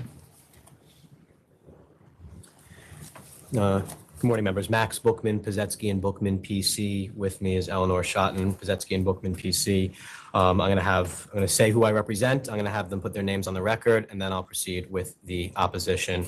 I represent the first, second, fourth, and fifth closest stores. Those are S&J 168 Wine and Liquor, Inc., Elwood Wines and Liquors, Inc., SJ Wine and Liquor, Inc., and Webster Liquor Corp. Of my 4 clients, 3 of them are here today. I'm going to have them put their names on the record now, and then I will proceed. My name is Ethan Chen, a discount liquor from the COMET. My name is Nixon Kana, owner of Elwood Wines and Liquors, DBA Wine Dog. My name is Yijun Chen, and owner of SJ Wine and Liquor in East Northport. Why is it SJ and SNJ? Are you guys related somehow? They are. They're cousins. Oh, okay. Yeah. Oh, interesting. Okay. Yeah, I have the same question. So just by way of initial background, I've been appearing for the Liquor Authority for the past 9 years. This is the second time I have agreed to take a liquor store opposition. It has not been for lack of opportunity. I typically don't take them. I took this case because I think it is extremely inappropriate to approve this application. I don't think any of the public convenience and advantage factors point in favor. I don't think it's even a close call, and I would like to briefly summarize the reasons why. First and foremost, beyond everything else, is proximity and saturation. The proximity here is wildly inappropriate. We give Exhibit A to our opposition papers. We did a map showing the nearby stores. Right now, the 2 closest stores to this applicant are both on the same suburban commercial road called Jericho Turnpike, and they are 1.4 miles away from each other, the 2 current closest stores to this applicant. This applicant proposes to put a store smack in the middle of that. Yeah. The closest store would be 0.6 miles away in a suburban driving community. If you're going at 45 miles per hour down Jericho Turnpike, it would take 48 seconds of driving to get from the proposed store to the closest store. By the same token, saturation is inappropriate. When we talk about proximity, we talk about how near we are to stores. When we talk about saturation, we're talking about the number of stores generally in the vicinity. There are 8 stores in a 2.6-mile radius. We picked that number because that's what LAMP gives us when they tell us the nearest liquor stores. Again, suburban driving community, 8 stores, 2.6 miles is plenty saturated. Putting those obvious factors aside, there's others that I want to bring to the board's attention. None of the other traditional public convenience and advantage factors are at play here. First, the applicant offers no unique products or services that the nearby stores don't already provide. We give as an exhibit to our papers photographs of the nearest stores. And as you can see, the stores cover a range of liquor store concepts. Some are more discount focused, some are higher end. One is a sort of a store that's been in the neighborhood for many, many, many years. There's no, none are bulletproof. There's no sort of clear gap in the types of products and services being offered. In the applicant's papers, they point to the fact that they're in a shopping center with a grocery store as a fact that plays in their favor. And yes, that often is a fact that plays in favor of public convenience and advantage, except for the fact that this is Long Island. Everybody is in a shopping center. There's nothing that is not in a shopping center, including all of my clients are all in shopping centers. 3 of my clients are in shopping centers with grocery stores. And again, they're all very close already. So the idea that something new or different is being brought by being in a shopping center with a grocery store, I don't think really lands the way that the applicant thinks it does. In addition, it's not like there's been a lack of approval of recent applications. There have been 2 recent approvals that I think are worthy of your attention. The first is the second closest store, Mr. Khanna over here, Elwood Wine and Spirits. In the end of 2023, you approved him for an alteration application to expand the footprint of his existing store. That's only barely been able to play out yet in terms of the impact of that on public convenience and advantage. So his store just expanded.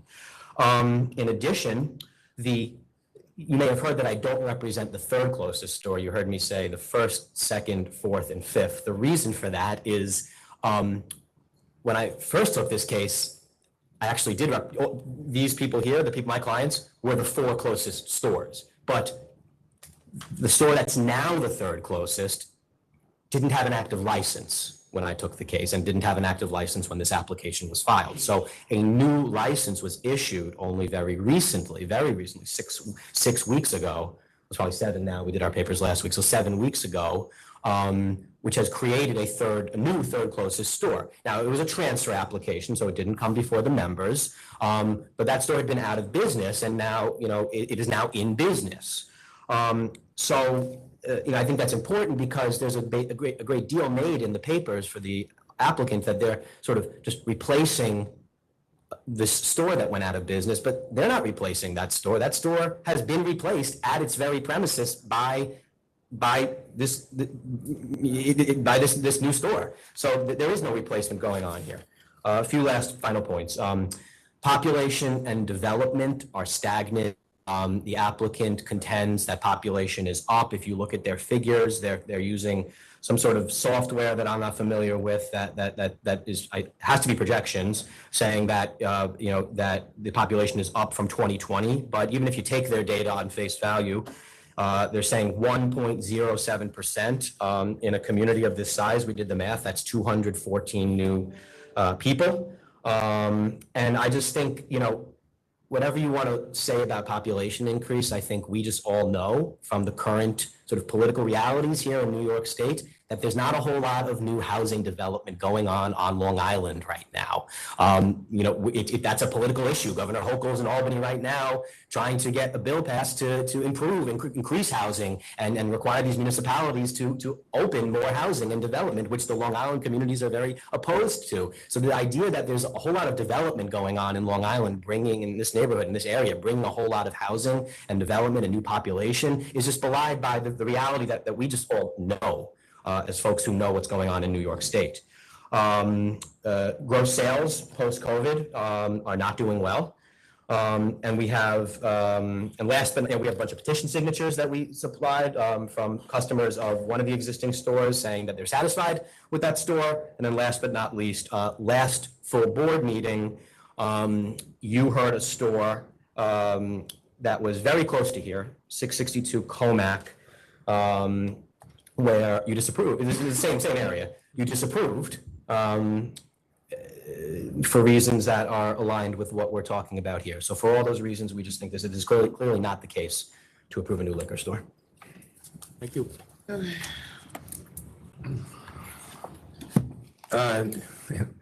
This is rather unique in terms of what I'm about to say. I live there. I live in one of the new developments that's just opened up. There's 500 new units that have opened up in the area. One of them being Seasons at Elwood, which is where I live, which you can walk to the Wyandotte store. It did so well that another Seasons opened up, 146 units. There's a third unit that opened up that has another 100. So 500 units have opened up in the past 4 years within that premises. So that How far belies. is that from here? Excuse me? How far is that from this location? The 3 units? The 500 new units? Well, no, mine is 246 units, the other one's 100. I would say that they're all within a mile and a half of the proposed location. Now, I didn't want to make a point of this, but he brought it up in his oral presentation. He did it in his written presentation. You cannot go 45 miles an hour on Jericho Turnpike. If you do, you're exceeding the speed limit, and the police will stop you. Second of all, it is a very busy commercial area, and just taking what he said makes no sense. Mr. Bookman is saying that there's been no increase in the gross sales. That is absolutely incorrect. For example, if you take Wyandotte, which is now complaining and saying that you just approved an alteration of my store, you can't allow another store to come into the area. Why did he ask for an alteration? What's unique about this application, I was able to, through FOIL, get the numbers of the 4 closest stores when he applied for his alteration. And they're basically the same 4 stores, 1 or 2 variations, but the same 4 stores that are now within the area again. What's interesting about Wyandotte, in 2019, it was doing gross sales of 2.9 million. The last full year that it reported, which you also have in front of you, 2023, it did over 4 million. So it increased by over $1 million. I'm sorry, when was it doing 2 million? 2019. I gave you that as one of my exhibits. No, I understand. That in 2019, the year before COVID, it was doing $2.9 million. The COVID years hit. I understand your point. Okay. Then the closest store, again, everything Mr. Bookman is saying really is just a cry for the existing stores to not allow competition to come to the area. Because as he pointed out, the closest store, 0.6 of a mile away, is smack dab in the middle of the shopping center that has a supermarket, Trader Joe's. And I submit that public convenience advantage is not served if you think that somebody's going to go to Trader Joe's, jump in their car, and then come to my client's store. That's absolute total nonsense, be it 48 seconds, a minute and 12 seconds, or whatever number he wants to come up with.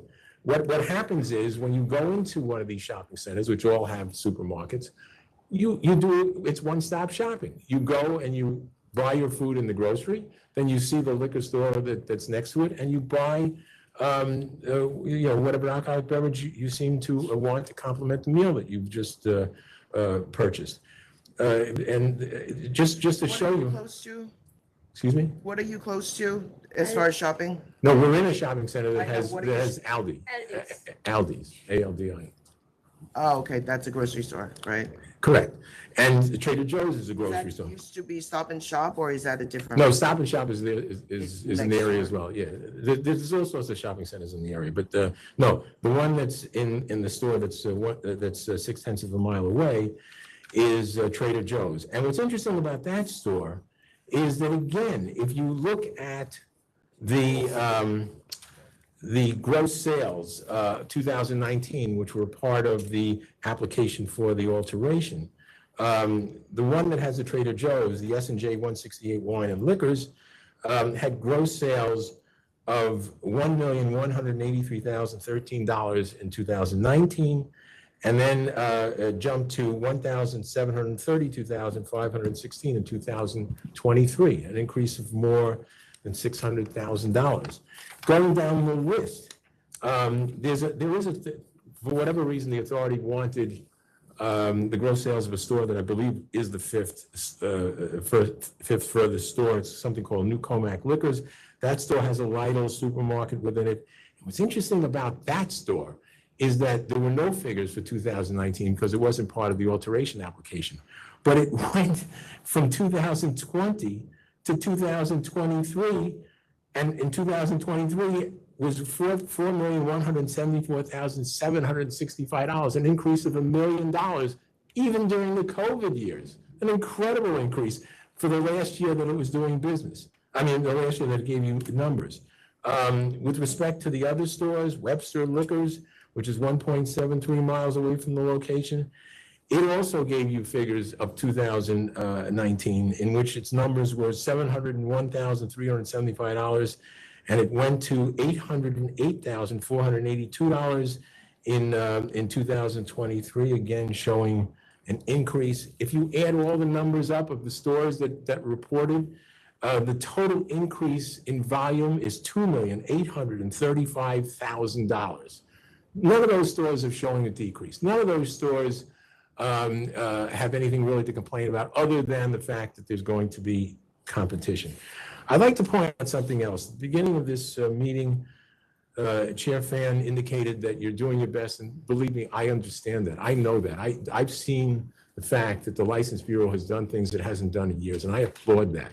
But what happened here was, when we applied for this application, there was a store. It was called New Vine Liquors, and it was at 112, I think it's Comac Avenue. And it was one of the 4 stores. Lo and behold, when I prepared this, furtherance of this application, the facts of the furtherance of the application, that store had gone out of business. So I indicated that in my papers that, look, they're just replacing a store that went out of business. But from the time I did that to the time we're making this presentation, apparently there had been a transfer application that had been approved. But what I'm getting at is this. My client, you clocked this in June 2nd, 2023. The application for the transfer of the store that, oh, by the way, that store has a John's Farm. So again, all Did they transfer in the same location? yes, yes. 1245 Comic. The one that's now Sri, I'm sorry, I don't have the name, but that one took over the store, which is, by the way, in something called John's Farm, which is another supermarket. The point I'm trying to make is that we filed in June of 2023. That application for the transfer was filed in July, the middle of July of 2023, a month and a half after. I heard your argument before. Right, the transfer got done. Yeah, the transfer. The transfer would stay in the License Bureau, in all likelihood. I don't know, what doesn't make any sense is, and Mr. Brooklyn made some sort of statement as to that. Apparently that store went out of business. Again, I live in the area, I've driven past all of these stores.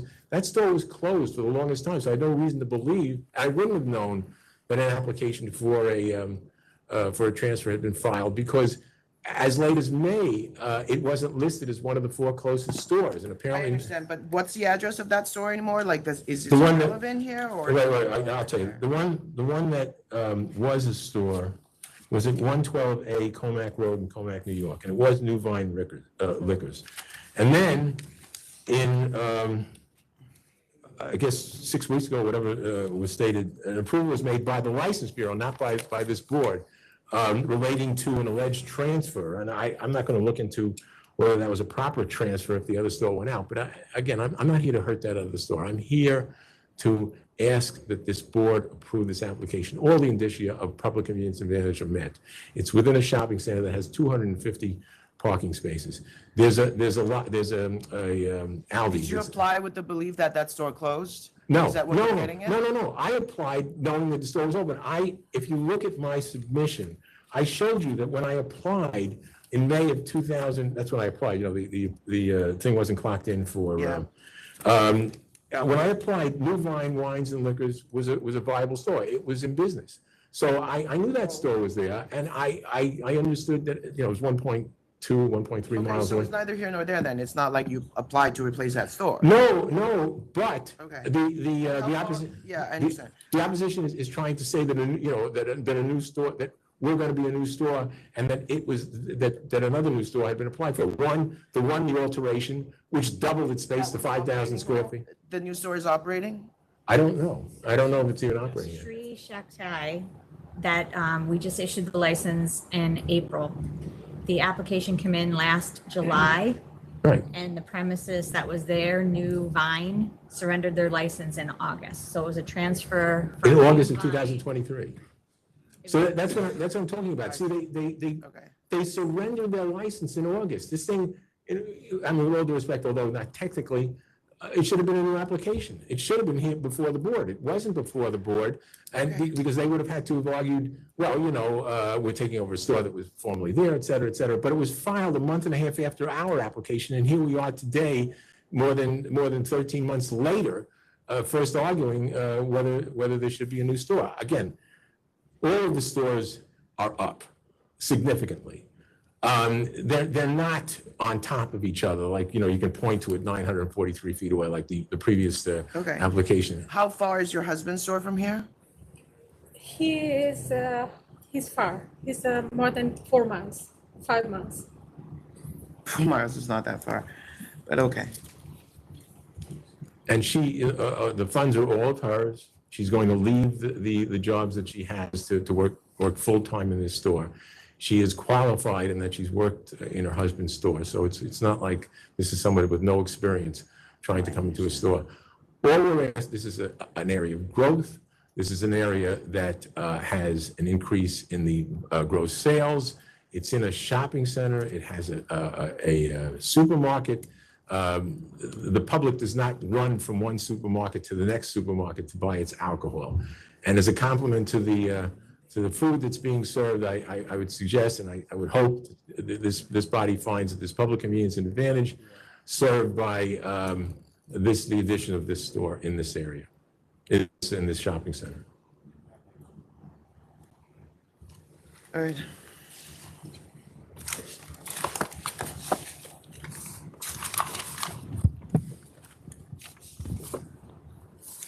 All right. Are the members ready to? Look, I understand all your arguments. This is a tough call. However, the applicant has applied before and clearly has spent time looking for a spot that's far enough from everybody. And as council said, there is growth in this community as far as population and development. So, the numbers are showing sufficient growth that I'm going to find public convenience and advantage and vote to approve. And Commissioner? I will also vote to approve. I thank you very much. People have a nice day. Thank you very much. Thanks. Thank you. Next is 27 El Primo Red Tacos NYC LLC. No, 27. 27. Oh, it's okay. Yeah, what was up with that leak? Leak was a mess. It was stuff was missing.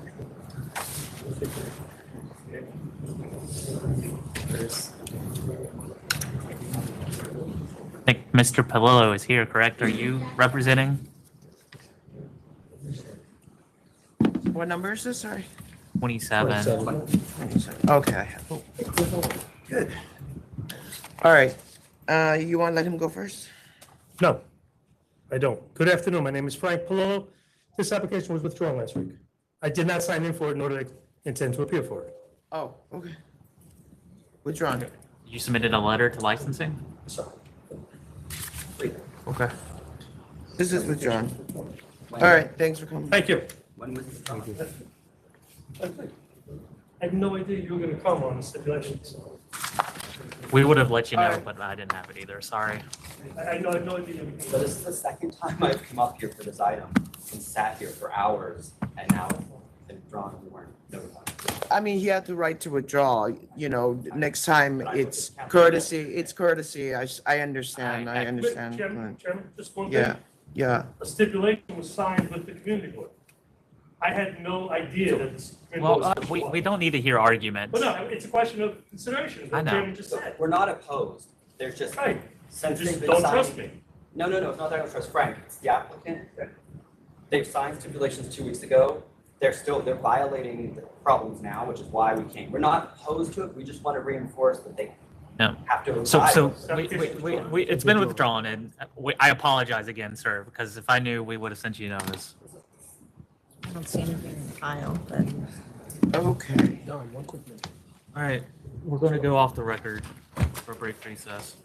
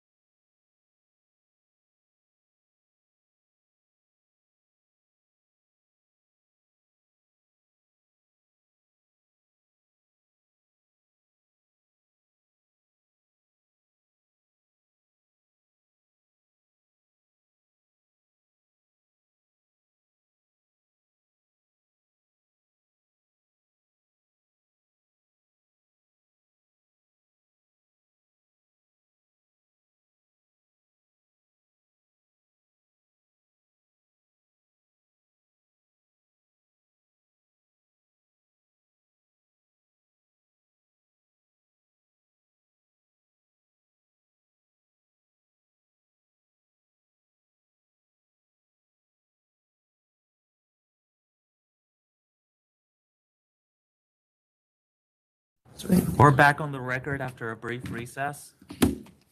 Next item is 44, ADDY Hospitality LLC. 44. Good afternoon, Chair Fan, members of the board. My name is Nino Caridi. I am the attorney for ADDY Hospitality LLC, doing business as Rust and Gold. There's a conditional no contest offer that has been submitted on this matter. 44. Happy to answer any questions you may have. So where is your client? They couldn't be available today. I can have them come back if we need them to. I could speak on their behalf. I'm fully briefed.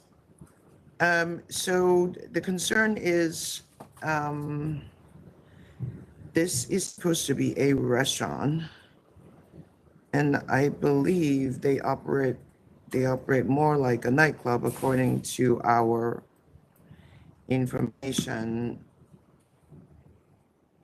and they charge an entrance fee and all of that. So why don't you come back with your client 6/26? Oh, okay. Thank you. All right. Commissioner? Yes, that's fine. 6/26. Next is 48, 98th Street H&E Restaurant and Sports Bar Corp.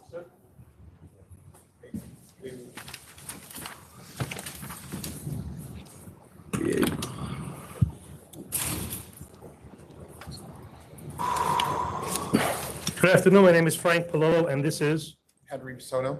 principal of the license. What number? 48. This is an offer of compromise. No food, kitchen. Yeah, I think I'm gonna lower this to 1,500. There's yours. No food. Do you have the food protection certificate now? Yeah, well, we now have a Yes. chef. We were between chefs for a good 2-week period. So we do now have a chef who has a food certificate. I concur with 1,500. Thank you. Thanks for coming in. Thank you. Next is 24, Something Short LLC.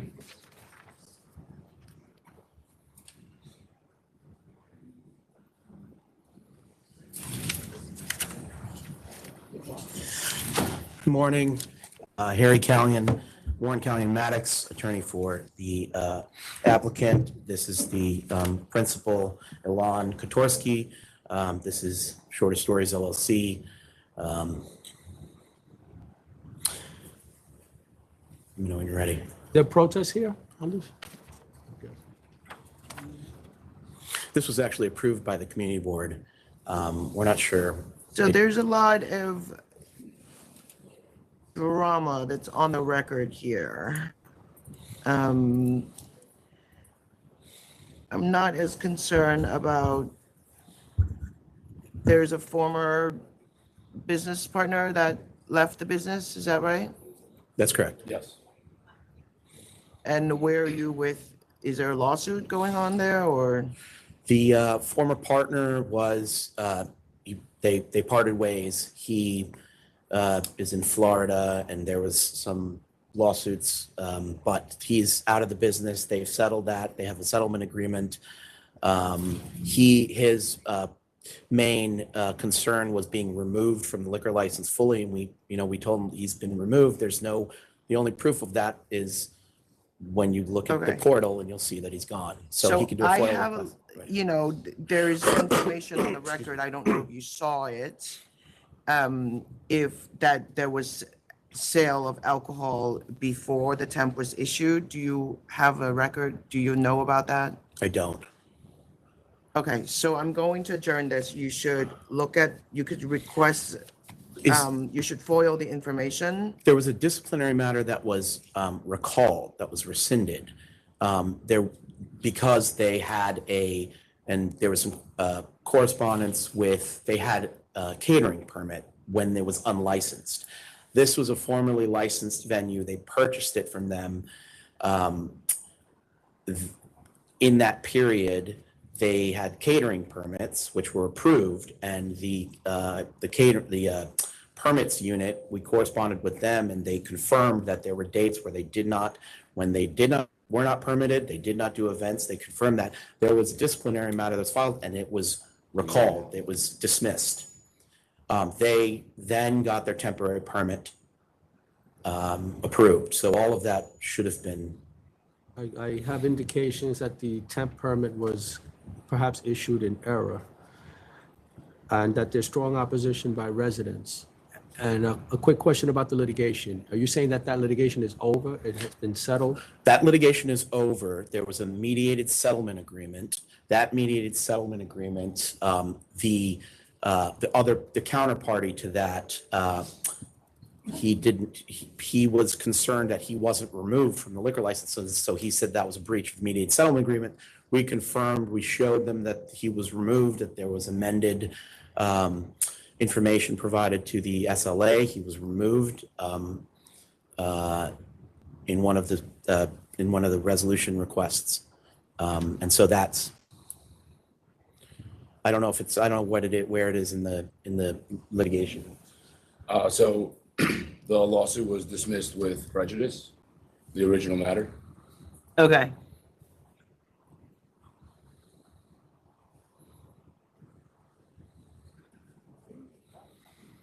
And this application was approved by CB3 with stipulations. So they entered into stipulations. The concerns from the residents were communicated to CB3, and that was incorporated in their resolutions. And the resolutions were provided recommending approval of the license. Also with the old ownership, those weren't with us. Right, and those issues were with the old ownership group. They weren't with them. Those were their concerns. They incorporated those concerns in the new stipulations. They agreed to them, entered them on the record, and we're not sure what happened with the adjudication of the 500-foot rule hearing, but those were incorporated in those stipulations.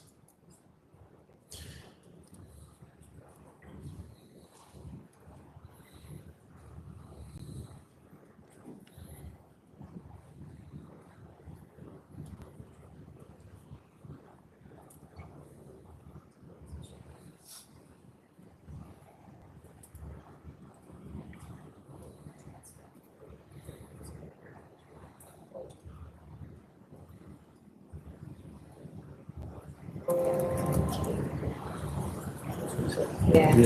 Who was the applicant? Sorry. Who was the applicant for the catering permits? And it was for the address was for 355 Bowery? Yes. That's where they had the events? Yes, I don't know who all the applicants were. And they were legitimate catering events? Yes. That they were hired? Yes. It was a licensee. Yeah, it was Dr. M. James's. Yeah.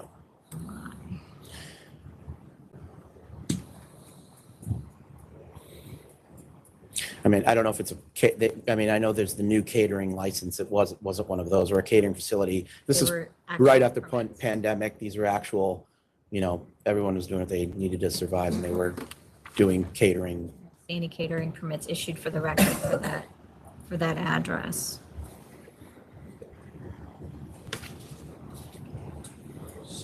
Okay. If that's the case, that would be inaccurate? That is correct. They were eligible because it was a transfer. That's why they were eligible for the temporary. That's right. And It's the still issue was unexplained with the town. Yeah, With I the don't- service before the town. I do not see any catering permits issued for the record.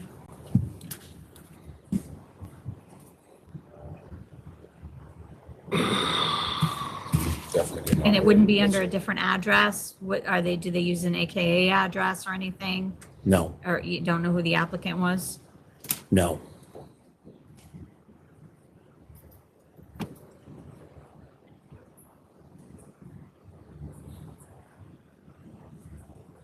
Okay. I mean, for the record, this application was filed by a non-legal representative. And so, the client didn't know that this was not I guess the representative, I don't want to say anything. I don't have that information, but they were not attorneys. They didn't tick and tie. They didn't, who knows? We've gone back and forth. We submitted all of their information. this, this caused a huge hardship for them. They're coming right out of the pandemic. This is a business that closed because of the pandemic. This was approved by CB3. They thought. I understand, but I have a bunch of protest information on the record that I think that needs to be explained.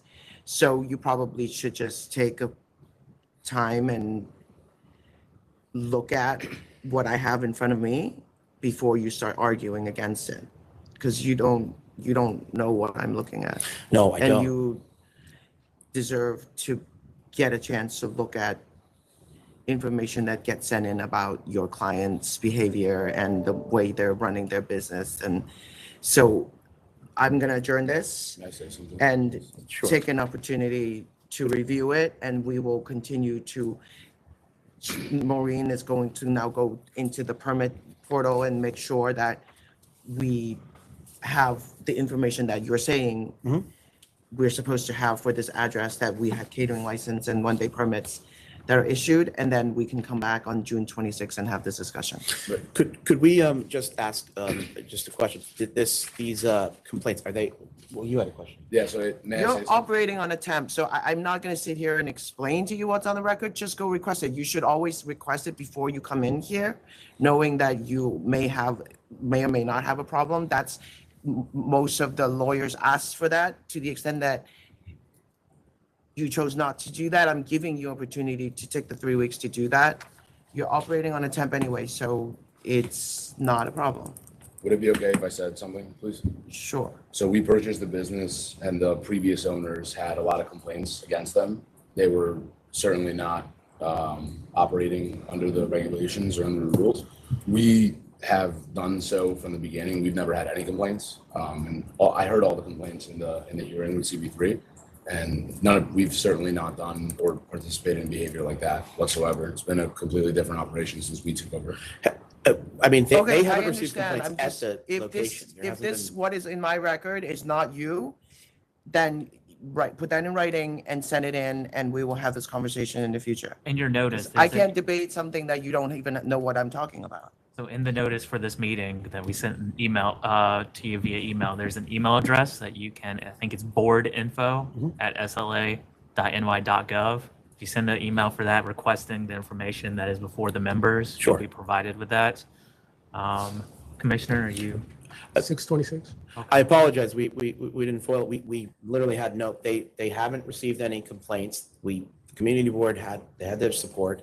There were stipulations. We thought this was just an issue with the 500-foot hearing that, I mean, there were a lot of issues with the 500-foot hearings over period. I'm not, obviously we know there's a lot That's of okay. applicants that I kick back. understand. And these guys are, this is now, a year and a half they've been sitting, waiting, and they have to pay lawyers to come to these hearings, and it is causing a huge hardship for them. I mean, I get it. It would be worse if I deny it based on what I have on the record. I So understand. go ahead and I review understand. it. I'm giving you an opportunity. We understand. Because we understand. just look at it. We understand. Can I just ask you one question? Yes. So the temporary permit was issued on, it looks like July 13th Yes. of last year. Did you have events for caterers before that date? Yes, they did. Yeah, but it was only when we had the daily permit. We didn't operate whatsoever on other days. Okay. Yeah. Okay, I mean, let us, maybe send licensing the dates that you had the permits just to help us out a little bit, but We can we'll do that. find We it. can send you the dates that they had those catering permits, and then the date that the temporary permit was issued. And Great. so, Okay. Okay. Will Great. you send that to Secretary's office or? Yeah, so after you send the email to get the information from the board info. You get the information, write something up, including the dates, and then you can submit that to fbsupplemental@sla.ny.gov. okay, All right? great. All right, thanks. Okay, appreciate it. Thank you. thank you. All right, next is 41, Sutter's Mill of SUFFERN 2 Inc.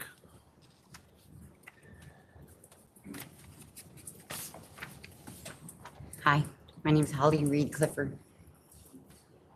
Sorry, what number? It is 41. Okay, yes.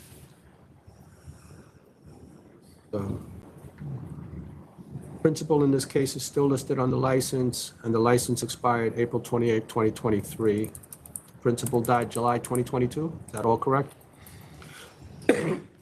Excuse me.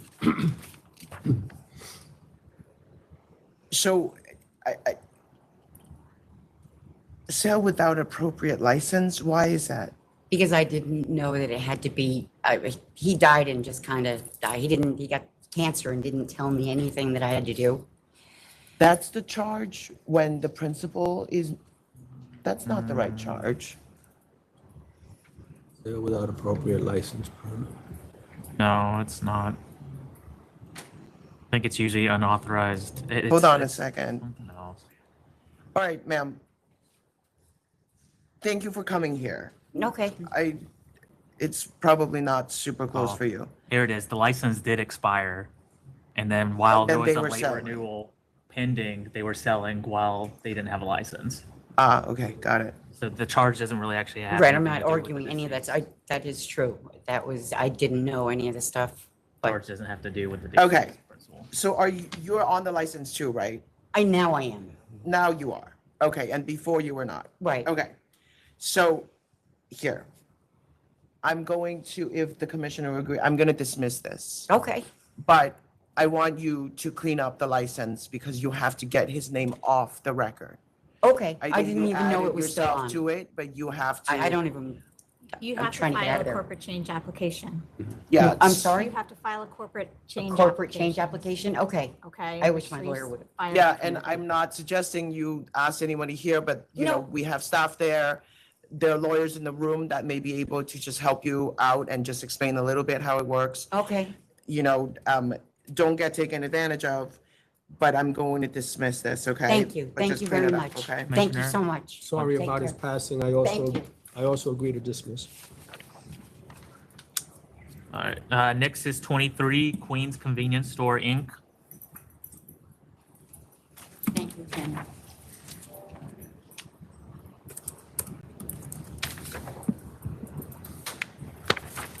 Good afternoon. Can you put your name on the record? My name is Asghar Khan. You are Asfer Khan? Yes. So who's Farida Khan? Farida Khan is my sister-in-law. My Your brother's wife. sister-in-law? Yes, Okay, but you don't say that in the application. Why is that? because the before, it's my brother is alive, so he knows everything, the paperwork, and he passed away like 1 year is gone. So that time, he doing the paperwork and everything, but the thing is, he's no more now. I'm so sorry, my English is weak, so, and my English, I'm trying. That's okay. Do you feel comfortable moving forward? Do you need an interpreter or no? I didn't understand, means? Do you need an interpreter? No, it's okay. I'm trying, means, if anything wrong, just I apologize for that. The applicant in this case was arrested for criminal possession of a weapon, a D felony. What happened to that case? Arrested? That's the information I have. That Asghar Khan, that my what do you call that? I'm staying with him and he hit me and we go to the court, they dismissed, the case was dismissed.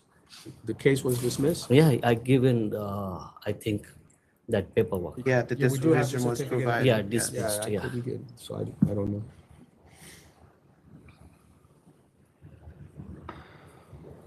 All right. Why did you, can I ask a question? Why did you sign an affidavit that you had no relationship with Farida Khan? The thing is that on that time, my English is weak, my brother is taking care of everything, but he's no more. That's why. Okay, but you signed an affidavit stating that there's no relationship. Yeah, I And think, also on your personal questionnaire, you listed your employment as Skillman Convenience when it was Sunnyside Mini Market owned by Mr. Khan. yeah, the thing is, on that time is COVID time and I'm working on that place, but I don't know much about the place name. So I think I have done the wrong thing. That one I have corrected right now, I think. And the thing is, have a very small store. It's a 400 square feet. And I'm working alone with him, that one, for 24, like, I'm like working like 14 hours a day, 12 hours a day. And it's a very small store. And that's why I need that license.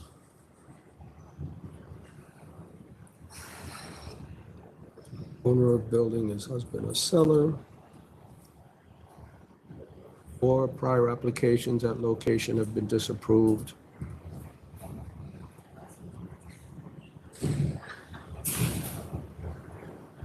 You've had a temporary license?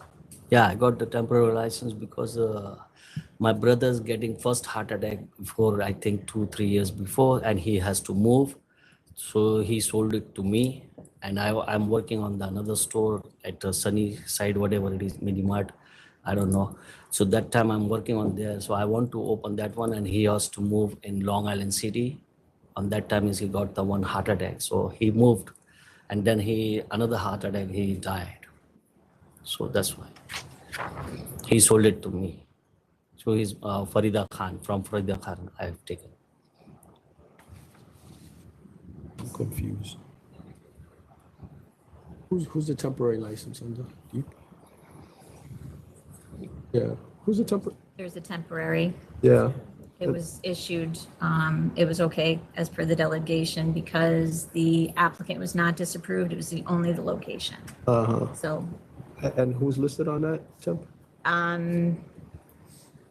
the applicant is Mr. Khan, Uh-huh. Mr. Asghar Khan. And that's you? Not me. All right. Okay. All right, I'm gonna vote to approve. I also vote to approve. The application's been approved. You'll receive a letter and more Yep. information. You'll receive like a letter and more information via email, correct? Or in the mail? Correct. You will get a conditional letter of approval will be emailed within the next week or two. Comply with the conditions, and then your permanent license can be issued. Thank you very much. Yep. Have a good day. Thank you very much. And I really appreciate for whatever you have done. Oh, thank you. Thank you. Good You're luck. welcome. Next is 55 PARRILLA, AZTECA, CIBAENA, Inc.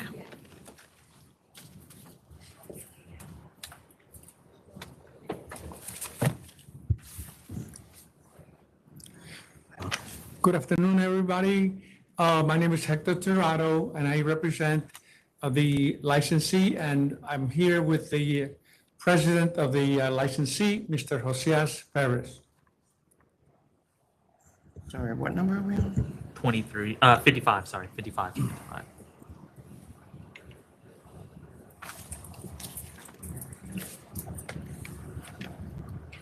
Okay. All right. Are you a restaurant or a nightclub? No, a restaurant. 100%. Well, the restaurants don't need to go until 4 a.m., so.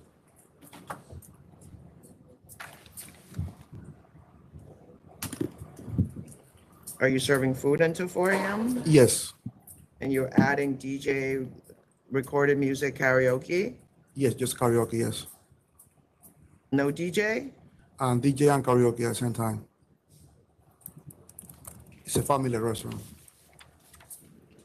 Maximum, what's the the maximum occupancy? 65 people. 65? Yes. I have 25. We changed the plans. We made the restaurant upgraded 1 year ago. The plan was approved by the DOB. Are you already opening until 4 a.m. now? No, But it says that on the just the community board approved it a couple of months ago. But they told me that I have to be here. You do renovations on the Yes, I did. property? And Yes, you made it bigger? Yeah, bigger, yes. I got pictures. Probably needs an application. You'll need to file an alteration. You have to file an alteration application. Yes. For an I alterated realize that now. premises. I will submit it. The prior license at this location also said they were a restaurant, but they function as a nightclub. But that was a long time ago, not me. That had nothing to do with you? No, nothing related to me. At the beginning, it was so complicated, 5 years ago to get a liquor license because they thought that was the previous owner. I didn't know about it. So they told me at the beginning that they're going to accept my application to 2 a.m. to see how that goes. And then now I got 5 years and a half, no problem at all. Thanks God. Good. Follow the rules. Did you do the renovation before you went to community board, or did they know that this place has been expanded? They know it was expanded. And then it was last year on August. So the license was renewed 1 year and a half. In 2 months, I have to renew it again. What'd you say? Oh, I have to renew the license in 2 more months, I think. Oh, okay. Yes, so the renovation was after that. Okay. Thank you very much. Where you at? I'm okay, but do we make it conditioned on that application being filed? Yeah, that's fine. Okay, we will be submitting the required paperwork. Yeah, so I would approve with that condition. Thank you very much. That you Yes. file the. Okay, I'm gonna vote to approve with the condition that you file the alteration. Thank you very much. Thank you very much. Have a good- You hasn't good voted day. yet. Thank you. Yeah, no, I concur. I concur. Thank you. You'll need to All right, thank you. re-notify the municipality regarding the alteration before right. filing it. Yeah, I will. Okay? Thank you very much. Good All luck. right, thank you. Next is 57, KESHIS Deli, Inc.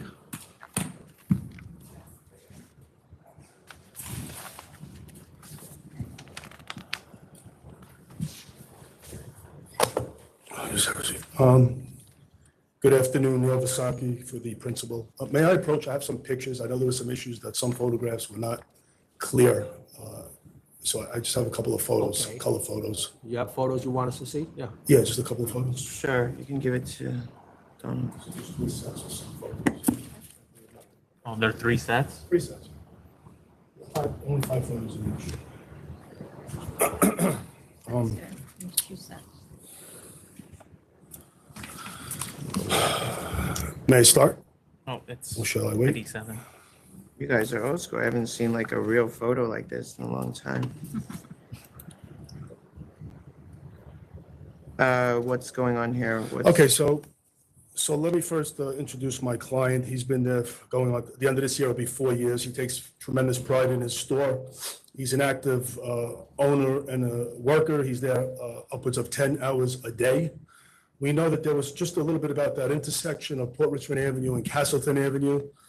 It's a pretty busy intersection on the Port Richmond corridor. There's several bus stops. More importantly, I didn't even know until today, and don't ask me why, because I spoke to my client several times. He's located at 220 Port Richmond Avenue. Directly across the street at 221 Port Richmond Avenue, there's Project Hospitality, which is a homeless shelter, and they provide a bunch of other services. And I would imagine between that spot that obviously gives a lot to the community and the bus stops, it's just kind of like a busy intersection. But when my client, got word of the legal issues with the liquor authority, he's very anxious to do everything he could possible to remedy any situation. So just real quickly, he and his clients took the ATAP courses. They got certificates of tobacco sales training. You mean his employees? Yes, him and his employees, and I emailed that up a while ago. No, you said his clients. Oh, I apologize. His It's okay. employees. Maybe I want to be hired there. He actually is spending a lot of money. He hired a security officer who is there 6 nights a week from 8 p.m. till 3 a.m. Not only is he in the store, but he kind of keeps people moving in front of his store. He installed 15 cameras that records the entire store and the outside in case anything should ever happen. He spent a significant amount of money on a special cash register that basically you can't even open up the register until you put valid identification in there for cigarettes and alcohol. The NYPD, like I said, it was a busy location, and they did have one of those NYPD towers there for a while. That hasn't been there in over a year. And he himself is not aware of any issues in his store for a year. And I asked him, dating back, because I saw the incidents from May 2022 to 2023, did police officers or sergeants or anybody ever come into a store to talk to him about any issues? And he's here and he told me no. I also took it a step further. I went to reach out to Sergeant Kosha at the precinct because I wanted to speak to him. After speaking with Mr. Buckley, I reached out to the sergeant several times, left several messages. I did not get a call back because I wanted to see, what he could suggest. But basically, like I said, my client's, he's got a store there. It's fully stocked. He's really a big contributor to the community. He even donates, he'll tell you, a lot of food to the people across the street. And it doesn't look like there's any more problems there at all. I mean, obviously, he sold alcohol and cigarettes, clearly. But, the other charges, the focal point of police attention, that might very well have something to do with the shelter and the bus stops. I can't really. So, we agreed to a penalty and we're hoping that. It doesn't sound, I mean, the primary issue was supposedly people purchasing beer at his location and drinking outside. Right. You've got a security guard to address that now. Yeah. And all of the other problems that I've read about are in the vicinity of the premises. It might be a stretch for me to say that, he's responsible for everything that happens outside the store. You want to lower it? I'm fine with lowering it. All right, thanks for coming. I'm gonna lower this to 4,000. Thank you for the photos and Thank you. I know you're spending money on the security guard, so. Appreciate your Thank you very much. Thank you. Commissioner, Have a you nice okay summer. with that? Friends. I concur with 4,000. Yeah, thanks. Next is 26, YUAN 6 Inc., That was 57. DBA SAKURA 6. And this is 26. Thank you, sir. Good afternoon. My name is James Wang, representative. He's the owner. Hi, my name is Hao Ki Feng Liu. Okay.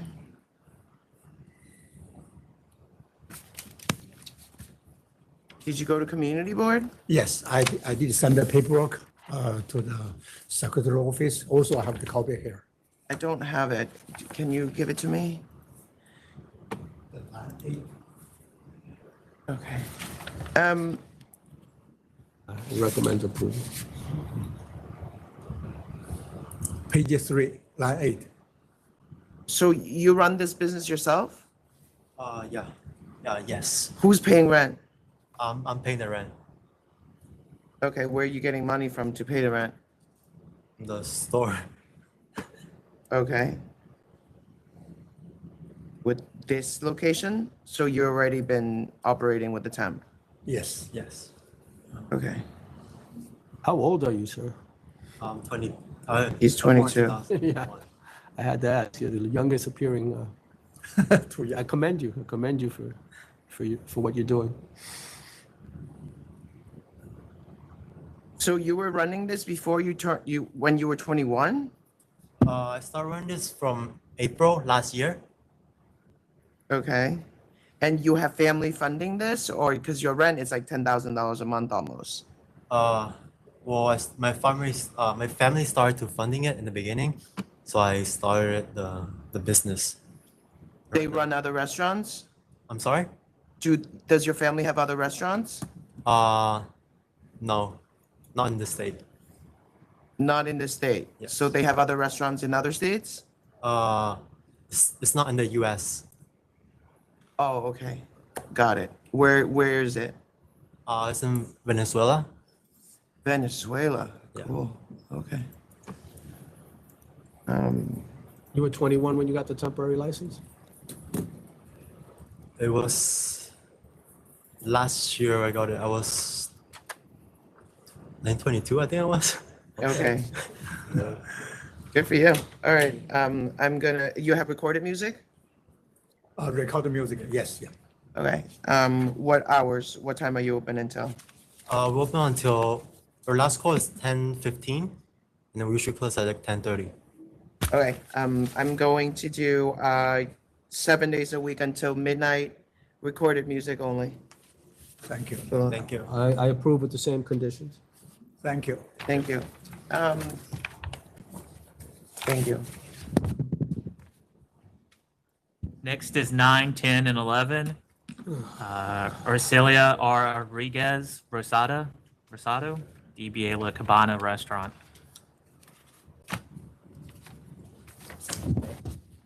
Hi, everybody.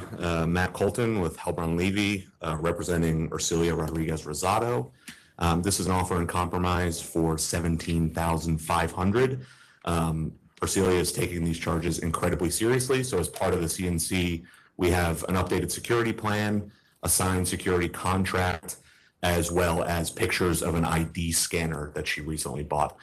They've basically revamped their entire security procedure to make sure this. Where's the client? So ERCILIA had every intention of being here. She is 85 and unfortunately is having some health issues in recent weeks. So I said I would come and try to settle the issue myself.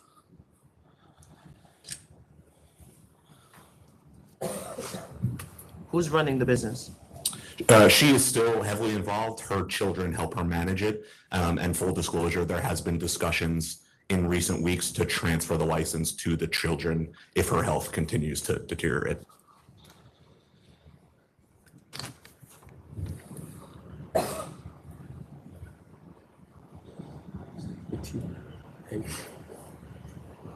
So you know that she has forced sale to minor in one. Yeah, it's 3 separate notice of pleadings. The first one was 2 violations, and then a few months after that, there was a third violation, and a few months after that, a 4th. The pleadings are from August, September, and April. I think you should come back with a representative of the restaurant.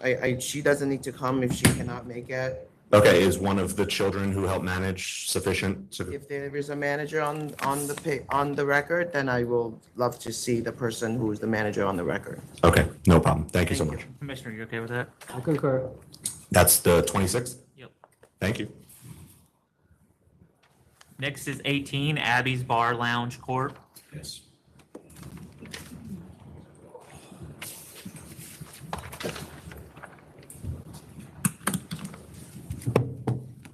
For the licensee, Louis Chisari. Sorry, what number? It's 18. Okay.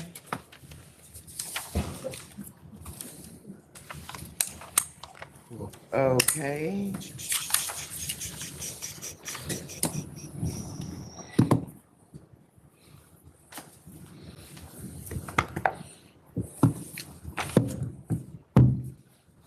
I think everybody knows me. I'm not going to come here and say my client was an innocent person.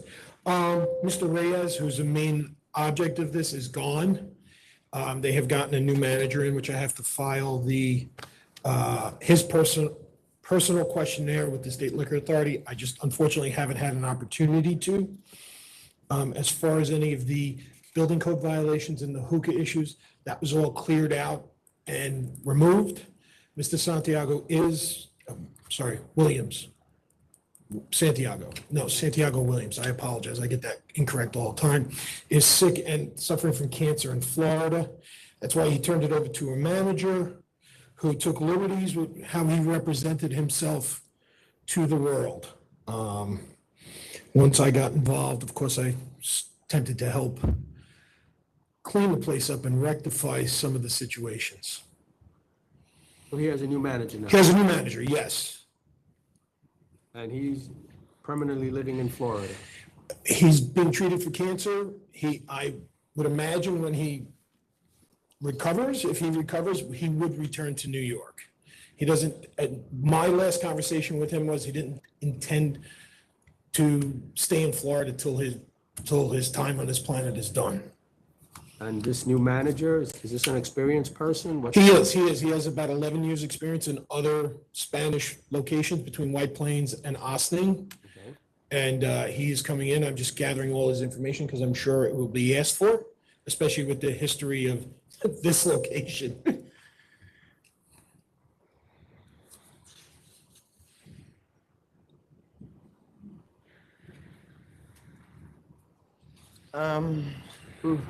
I mean, you did the hearing? I did the hearing. Oh, yeah, no, I am not, some of it I would dispute the conclusions, but not a lot of the facts. Was there hookah in the place? Yes, I can't say there wasn't. As far as focal point, I would make a little bit of an argument that according even to the police officers, that was part of their patrol, and this place was open the latest out of all the places. So from 2 to 4 in the morning, this is unfortunately, the only game in town in White Plains based on their city city rules, codes.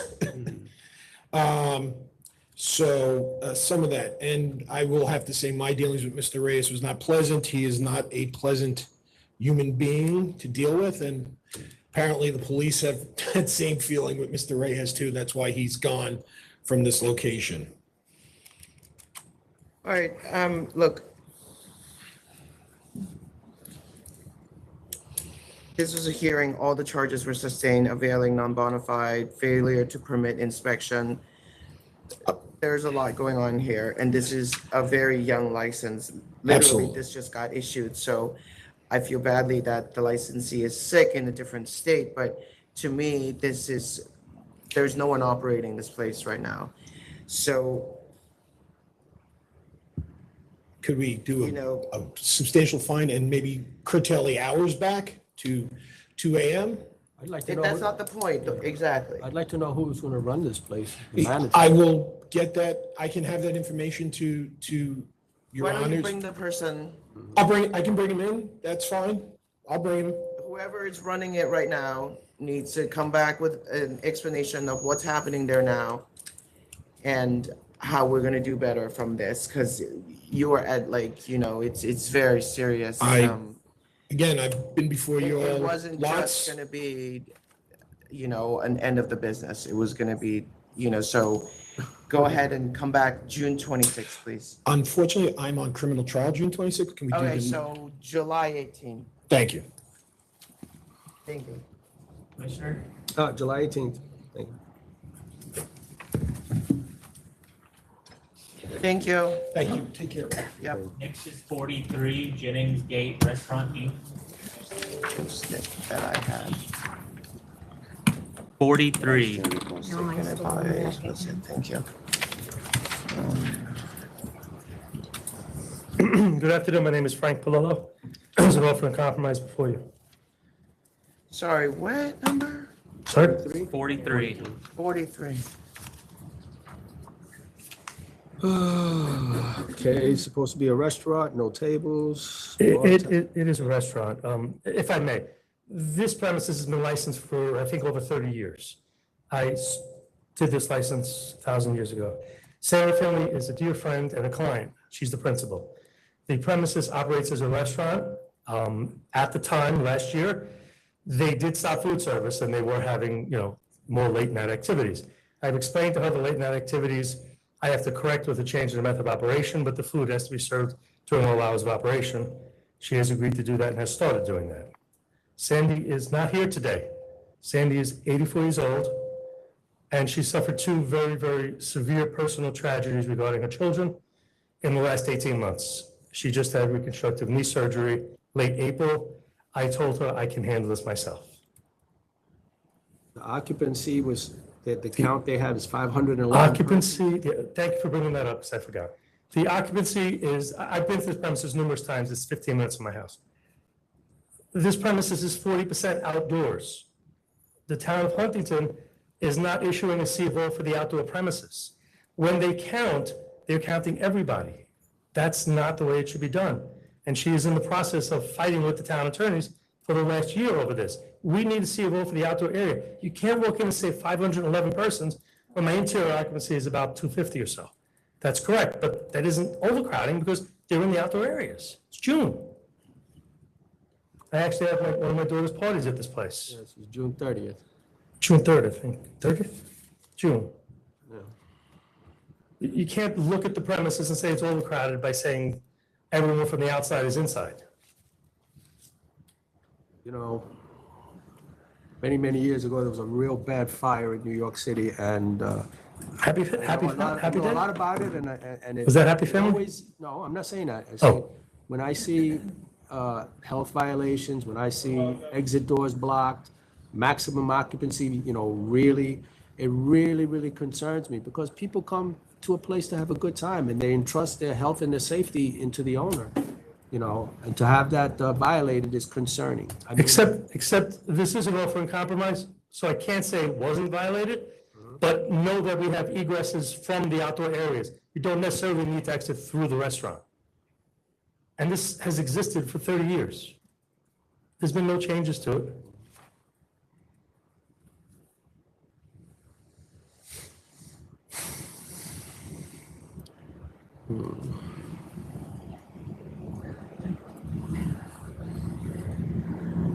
Who's managing this place now? She is. She lives 15 minutes in the premises.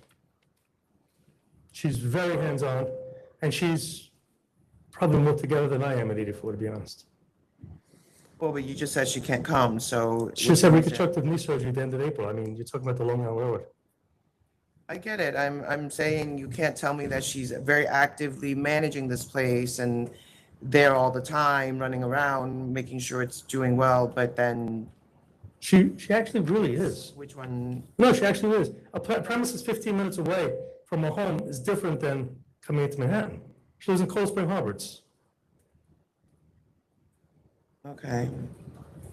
But, you know, there's no food, there's nightclub, you know, it's all the. Chair Fan, if you Google the place right now, you would be very impressed by the menu. It's always been a restaurant.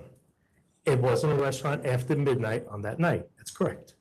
So you promising that it's gonna just be. There'll be restaurant foods, and a DJ playing dance club? She and I'm sorry?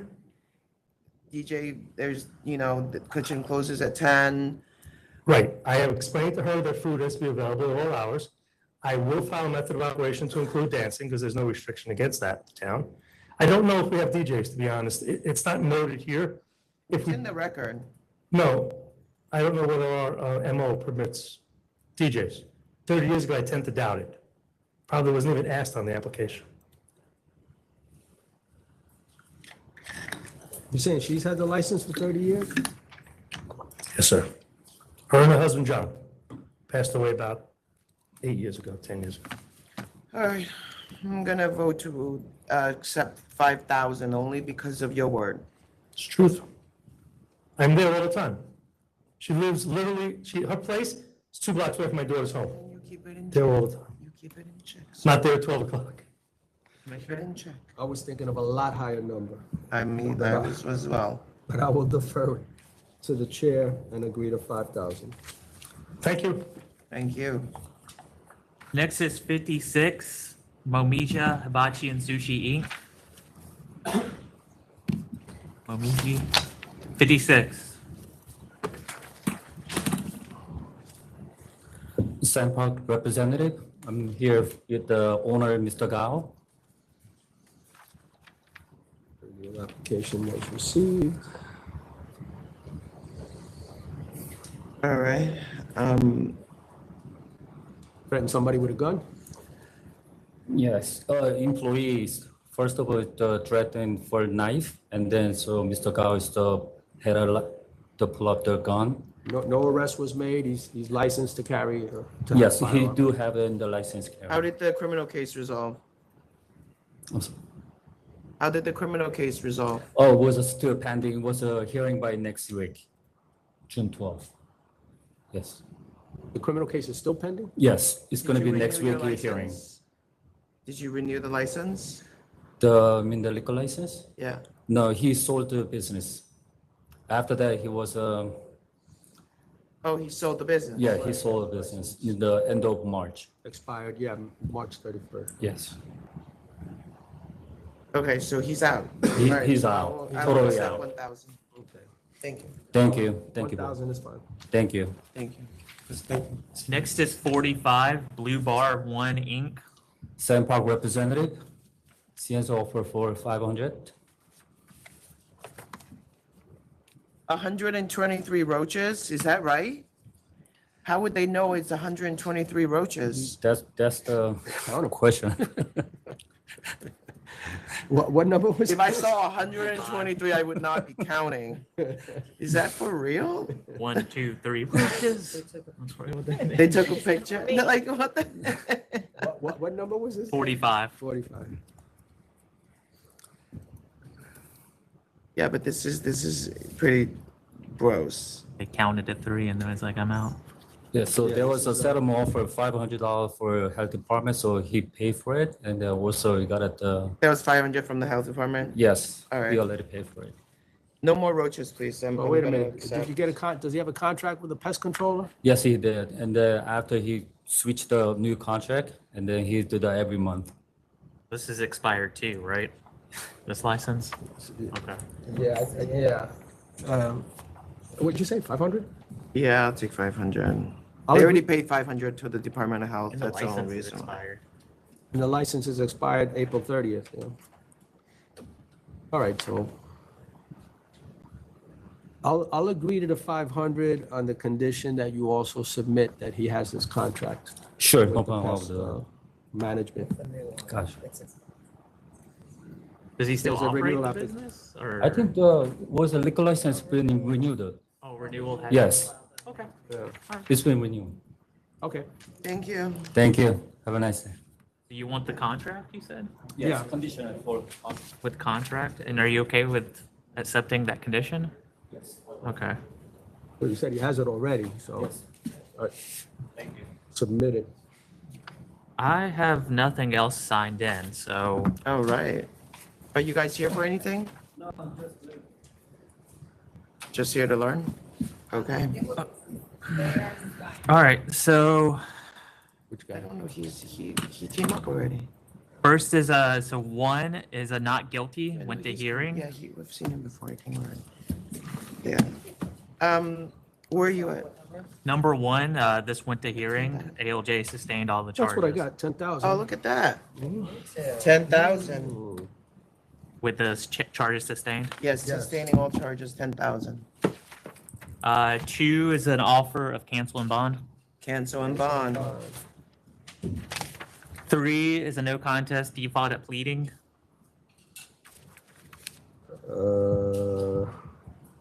105 boxes. This is a lie. This is cancel and bond. Cancel and buy. Is it cancel and bond? Yeah. 4 went to hearing. The ALJ sustained the charge. 1,000. Arrested? Oh, no, Okay, this was, this is a letter warning. Letter warning. Okay, Yeah, yeah. all right, so the principal was arrested, what's They the, called it in, but it's the one I wrote about it here. Mm. They sent in, instead of doing it in writing, they did it in the notification. okay, so they made, but what happened to the underlying, this was in February? Oh, no, February 2023. Yeah, yeah. All right. So there are no felony convictions? So the issue is related to the failure to notify the change. Right. That's what we got here, but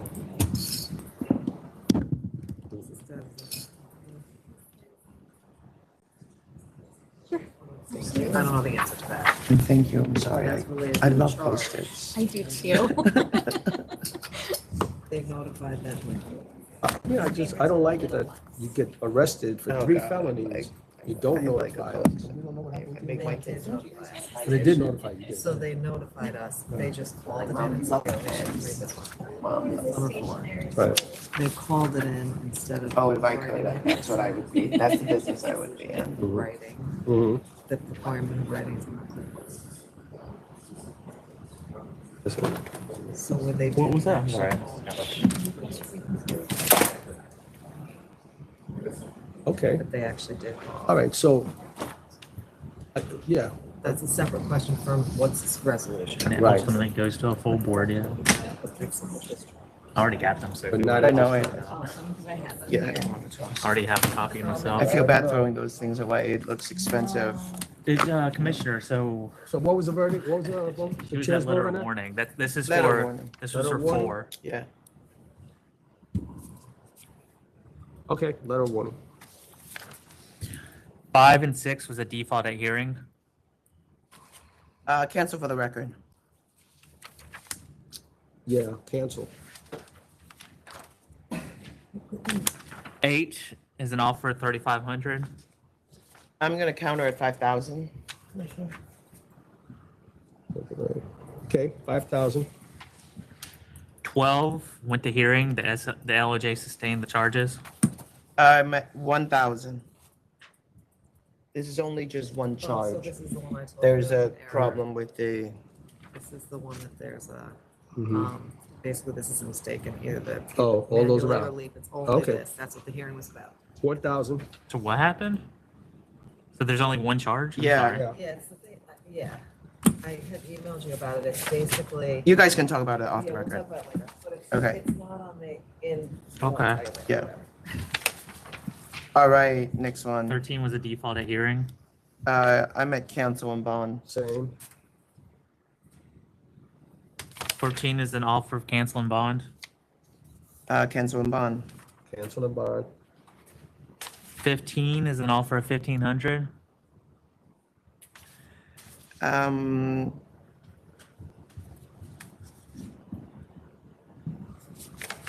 Fifteen is they're buying from a liquor store. I'm gonna counter at 2,500. admitted to consistently buying beer and alcohol. 2,500. That was 15, right? Yes, Okay, 14 was canceled. because the delegation is 25. But 14 was canceled on bond, right? Yes. 16 is an offer of letter of warning. Yes, letter of warning. Letter of warning. 17 is an offer of 11,000. 11,000. 11,000.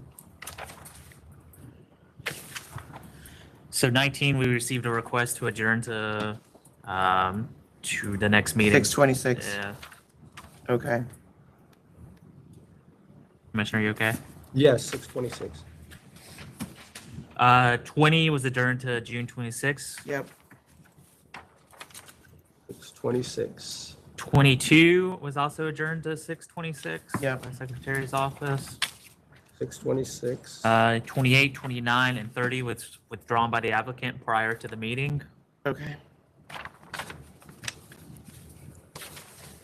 34, we received an email yesterday in the afternoon. They need to adjourn to July 18th since the rep is out of the country. July 18. Okay. What happened to 28, 29, 30? They again? withdrew. They withdrew. Are you okay with adjourning to July 18th for Yeah, 20, 34. 34, July 18th. 37 is an offer of letter of warning. Yes, letter of warning. Commissioner? Yep, letter of warning. 38 is an offer of letter of warning. Letter of warning. Yep, letter of warning. 39 is an offer of 15,000. 15,000.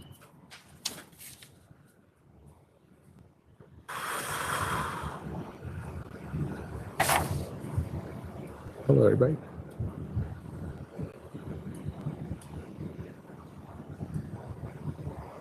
Okay, 15,000. Yep. 40 was a default at pleading.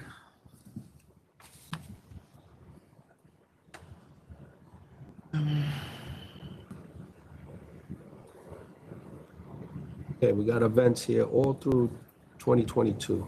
Yeah, this is pretty serious. I'm at 10,000. 15. So you got 15. I'm at 15, yeah. All right, 15,000. 15,000? Yeah. Commissioner, you okay? Yeah, Yeah. Yep, yep. 46 is a no contest default at pleading.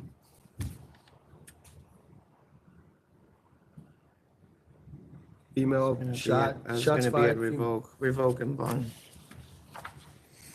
Commissioner? Yep, revoke and bond. So number 47, we've had a back and forth with counsel's office. This offer includes a second case, which we don't have, or it's not on the Back to agenda. counsel's office, 47. Back to council. 49 is a new grocery store beer license. I'm okay I'm with this. okay with it. Yeah, I'm okay. Vote to approve. Vote to approve.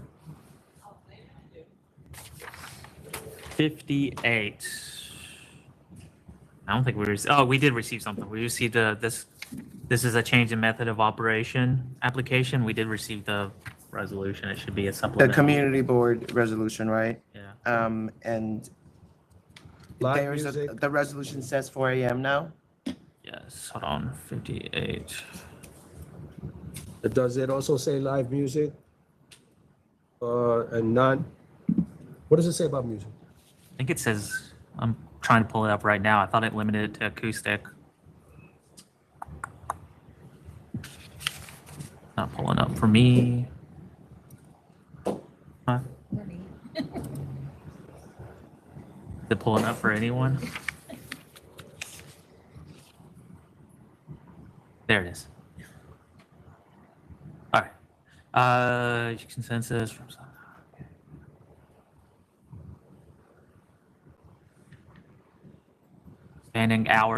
Expanding closing hours until 4 AM and adding live music. Did the community board agree with that? Yes, approves this application. Okay, Okay, great. all right. I vote to approve. I also vote to approve. So 59A, we received a late request to adjourn to June 26. June 26th. June Joe. 26. Thank you. All right, I have nothing else, Chair. Do you have anything? No, I have nothing. Thank you very much. 19, I believe so. Yeah. Okay. Yep.